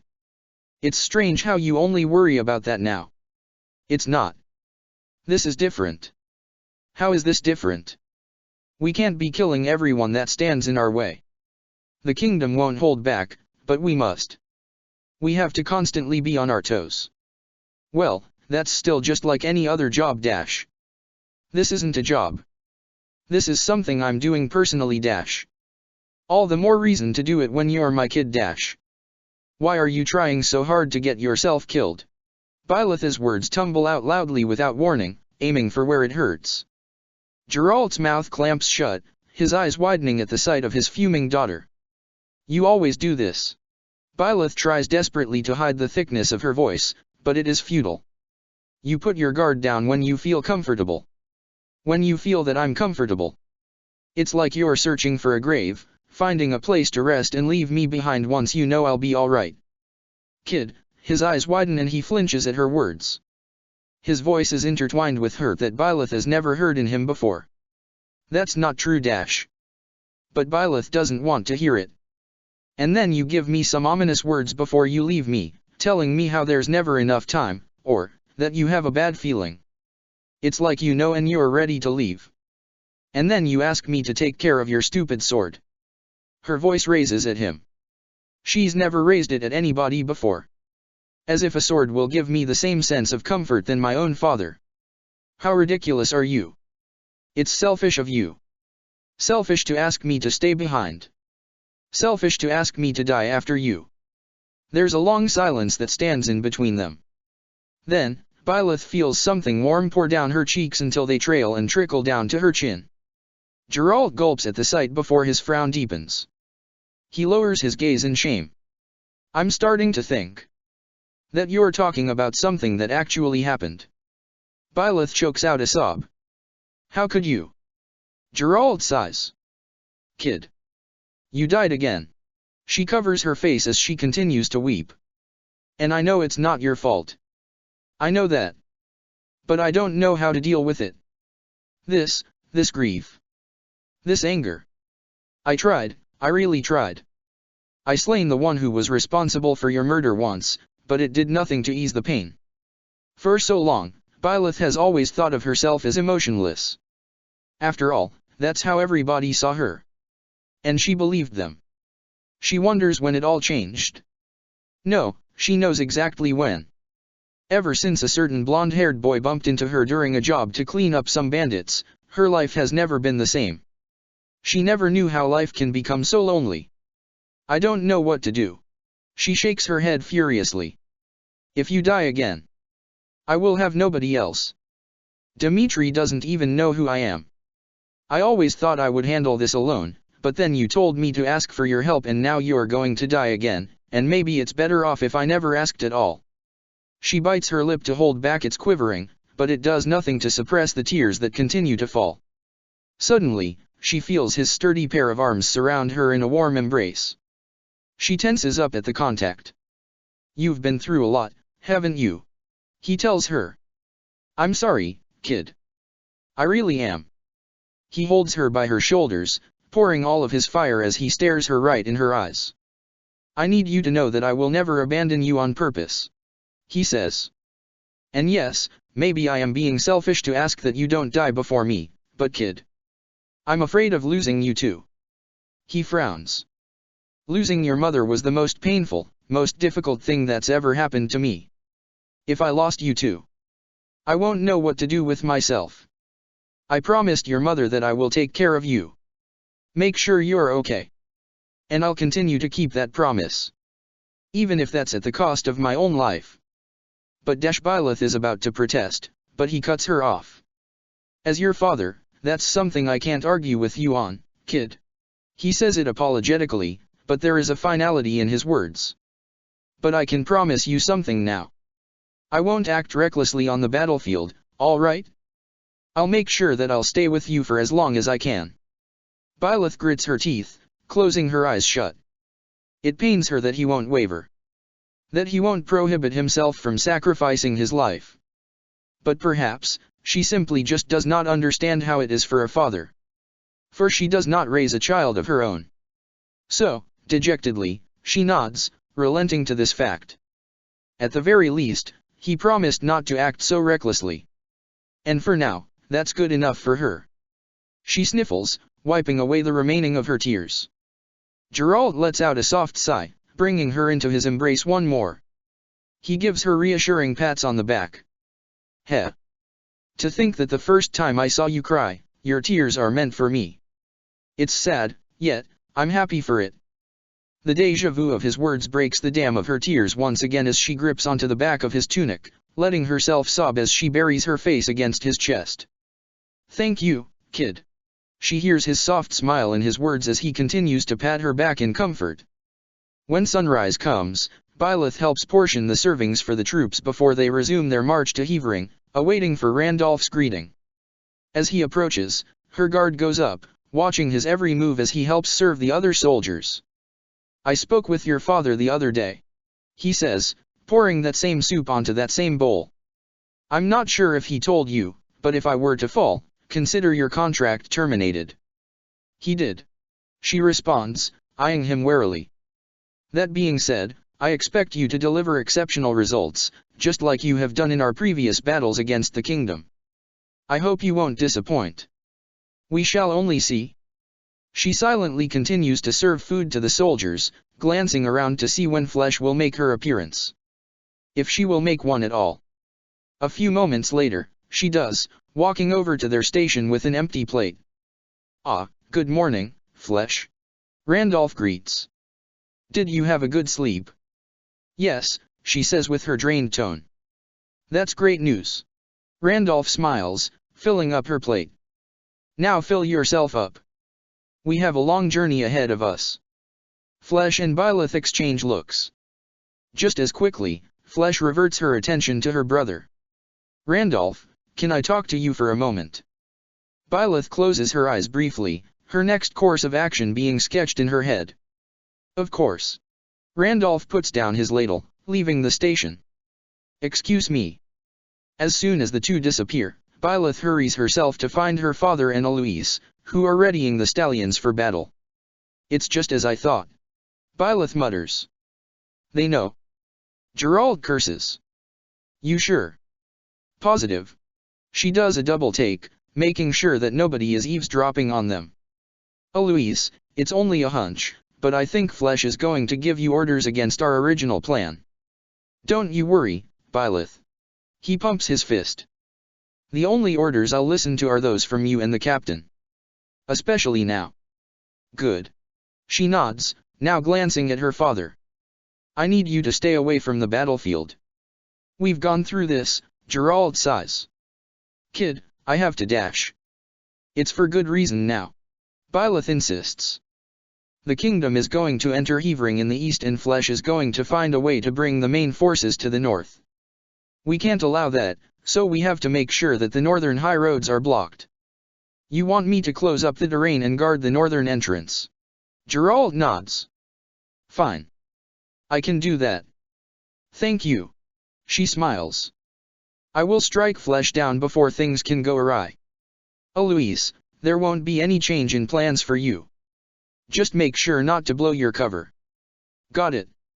Let's blow the Empire to the ground. Byleth only stares at the upbeat man before softly shaking her head. I'll see you on the battlefield. She gets ready to head up to the front lines, packing up her satchel and getting on her steed. Hey kid, Geralt walks up to her. She tilts her head. What is it? He smirks, holding out a sword. I'm guessing this is the stupid sword you were referring to. She gawks at the sword, and she feels her face grow warm, flustered as she recollects the events of last evening. She sulks, averting her gaze. I still want you to have it, he says. There's no one wielding it now, so might as well put it to use. She carefully takes the sword from him, staring at it with a frown. She's about to say something, but he beats her to it. I'm not handing this to you to say goodbye. He clarifies. Just think of it as a gift. You rarely ever get any of those. He smiles at her. Our mercenary band's built with tough stuff. We're going to win this thing. Got that? She gapes at him with widened eyes. Her heart swells at the declaration, and she can't help but let out a smile. Right. She says as her anxiety dissipates, being replaced with a sense of comfort. Thank you, Father. They enter Hevering territory. Geralt has already dispatched himself with a few mercenaries to block the entrances up north. Meanwhile, Byleth hides behind the bushes, watching carefully for any kingdom soldiers that pass by. Your fear is palpable, child. Suthies tells her. Not now, Suthies. Byleth hardens her focus through the gaps of the bushes. You seek for my help, do you not? If you wish not to repeat the mistakes of the past, I may grant you my power. And my protection. Byleth feels her heart getting seared, being enveloped with a newfound magic. You have told me once to trust you. And if we are to defeat the darkness, we must act as one. Byleth's body feels lighter, and she feels a familiar sense of power within her fingertips. The divine pulse is now yours to wield. Use it wisely, as I only grant you a portion of its power. Byleth lets out a shaky breath as she stares at her hands. This power, she hasn't felt it in so long. Thank you, Suthies. Byleth shoots a look at Eloise before she departs from her station, making her way in search for Flesh. She stays within the forest as she heads south, camouflaging herself to keep the kingdom at bay. She cannot afford to cause chaos in the battlefield like last time. She arrives at the Forest Lake, a minor stronghold that is located just below the main stronghold where Randolph secures it. She waits for Flesh to walk alone, away from her troops, readying herself to move north to where the mercenaries were stationed so that she could end Byleth's schemes. But Byleth is many steps ahead of her now. Once Flesh steps into the forestry, Byleth throws down her strike. Flesh yelps, staggering backwards in shock. She gapes at Byleth who stands before her. You. Flesh glares at her. How did you dash? It has to be done, Flesh. She says before swinging her sword once more. It does not take long for Byleth to slay the girl. She was never as experienced to begin with, and the girl had obviously never been caught off guard before. Byleth stares at the now dead commander who lies on her feet.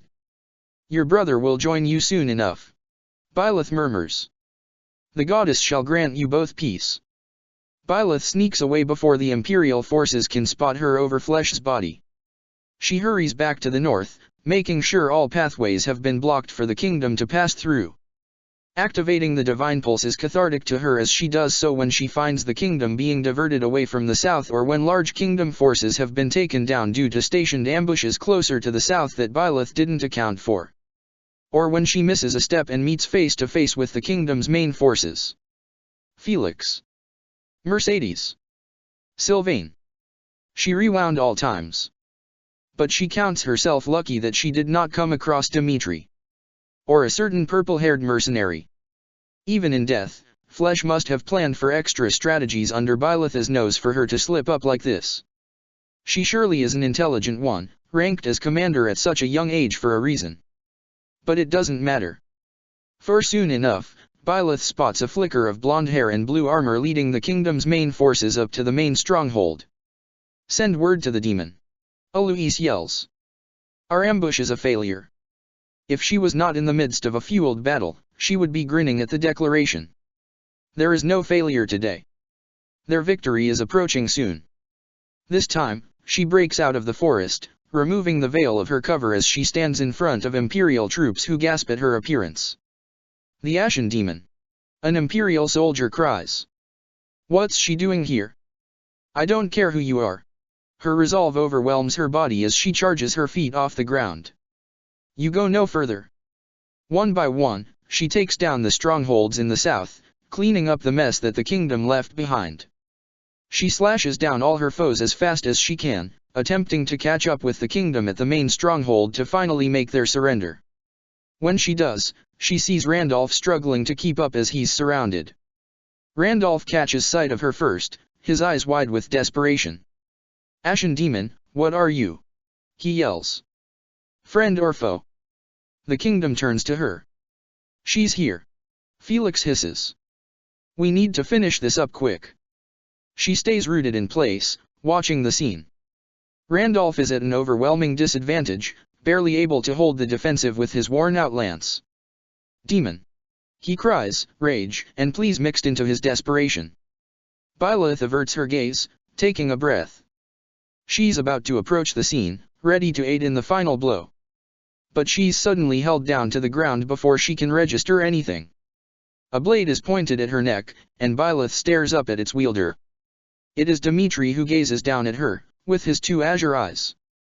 She hears Randolph's cry, but she does not turn to watch his downfall.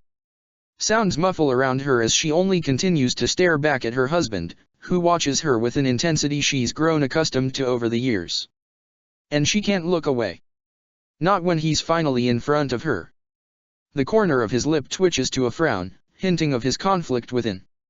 Randolph is defeated, and you are the only ones who remain. He says softly. It's a strange softness to give towards who he sees as an enemy. The question now is, will you and your mercenaries yield? Her gaze softens as she stares at him, taking in his entire presence as if she has not seen him for eternity.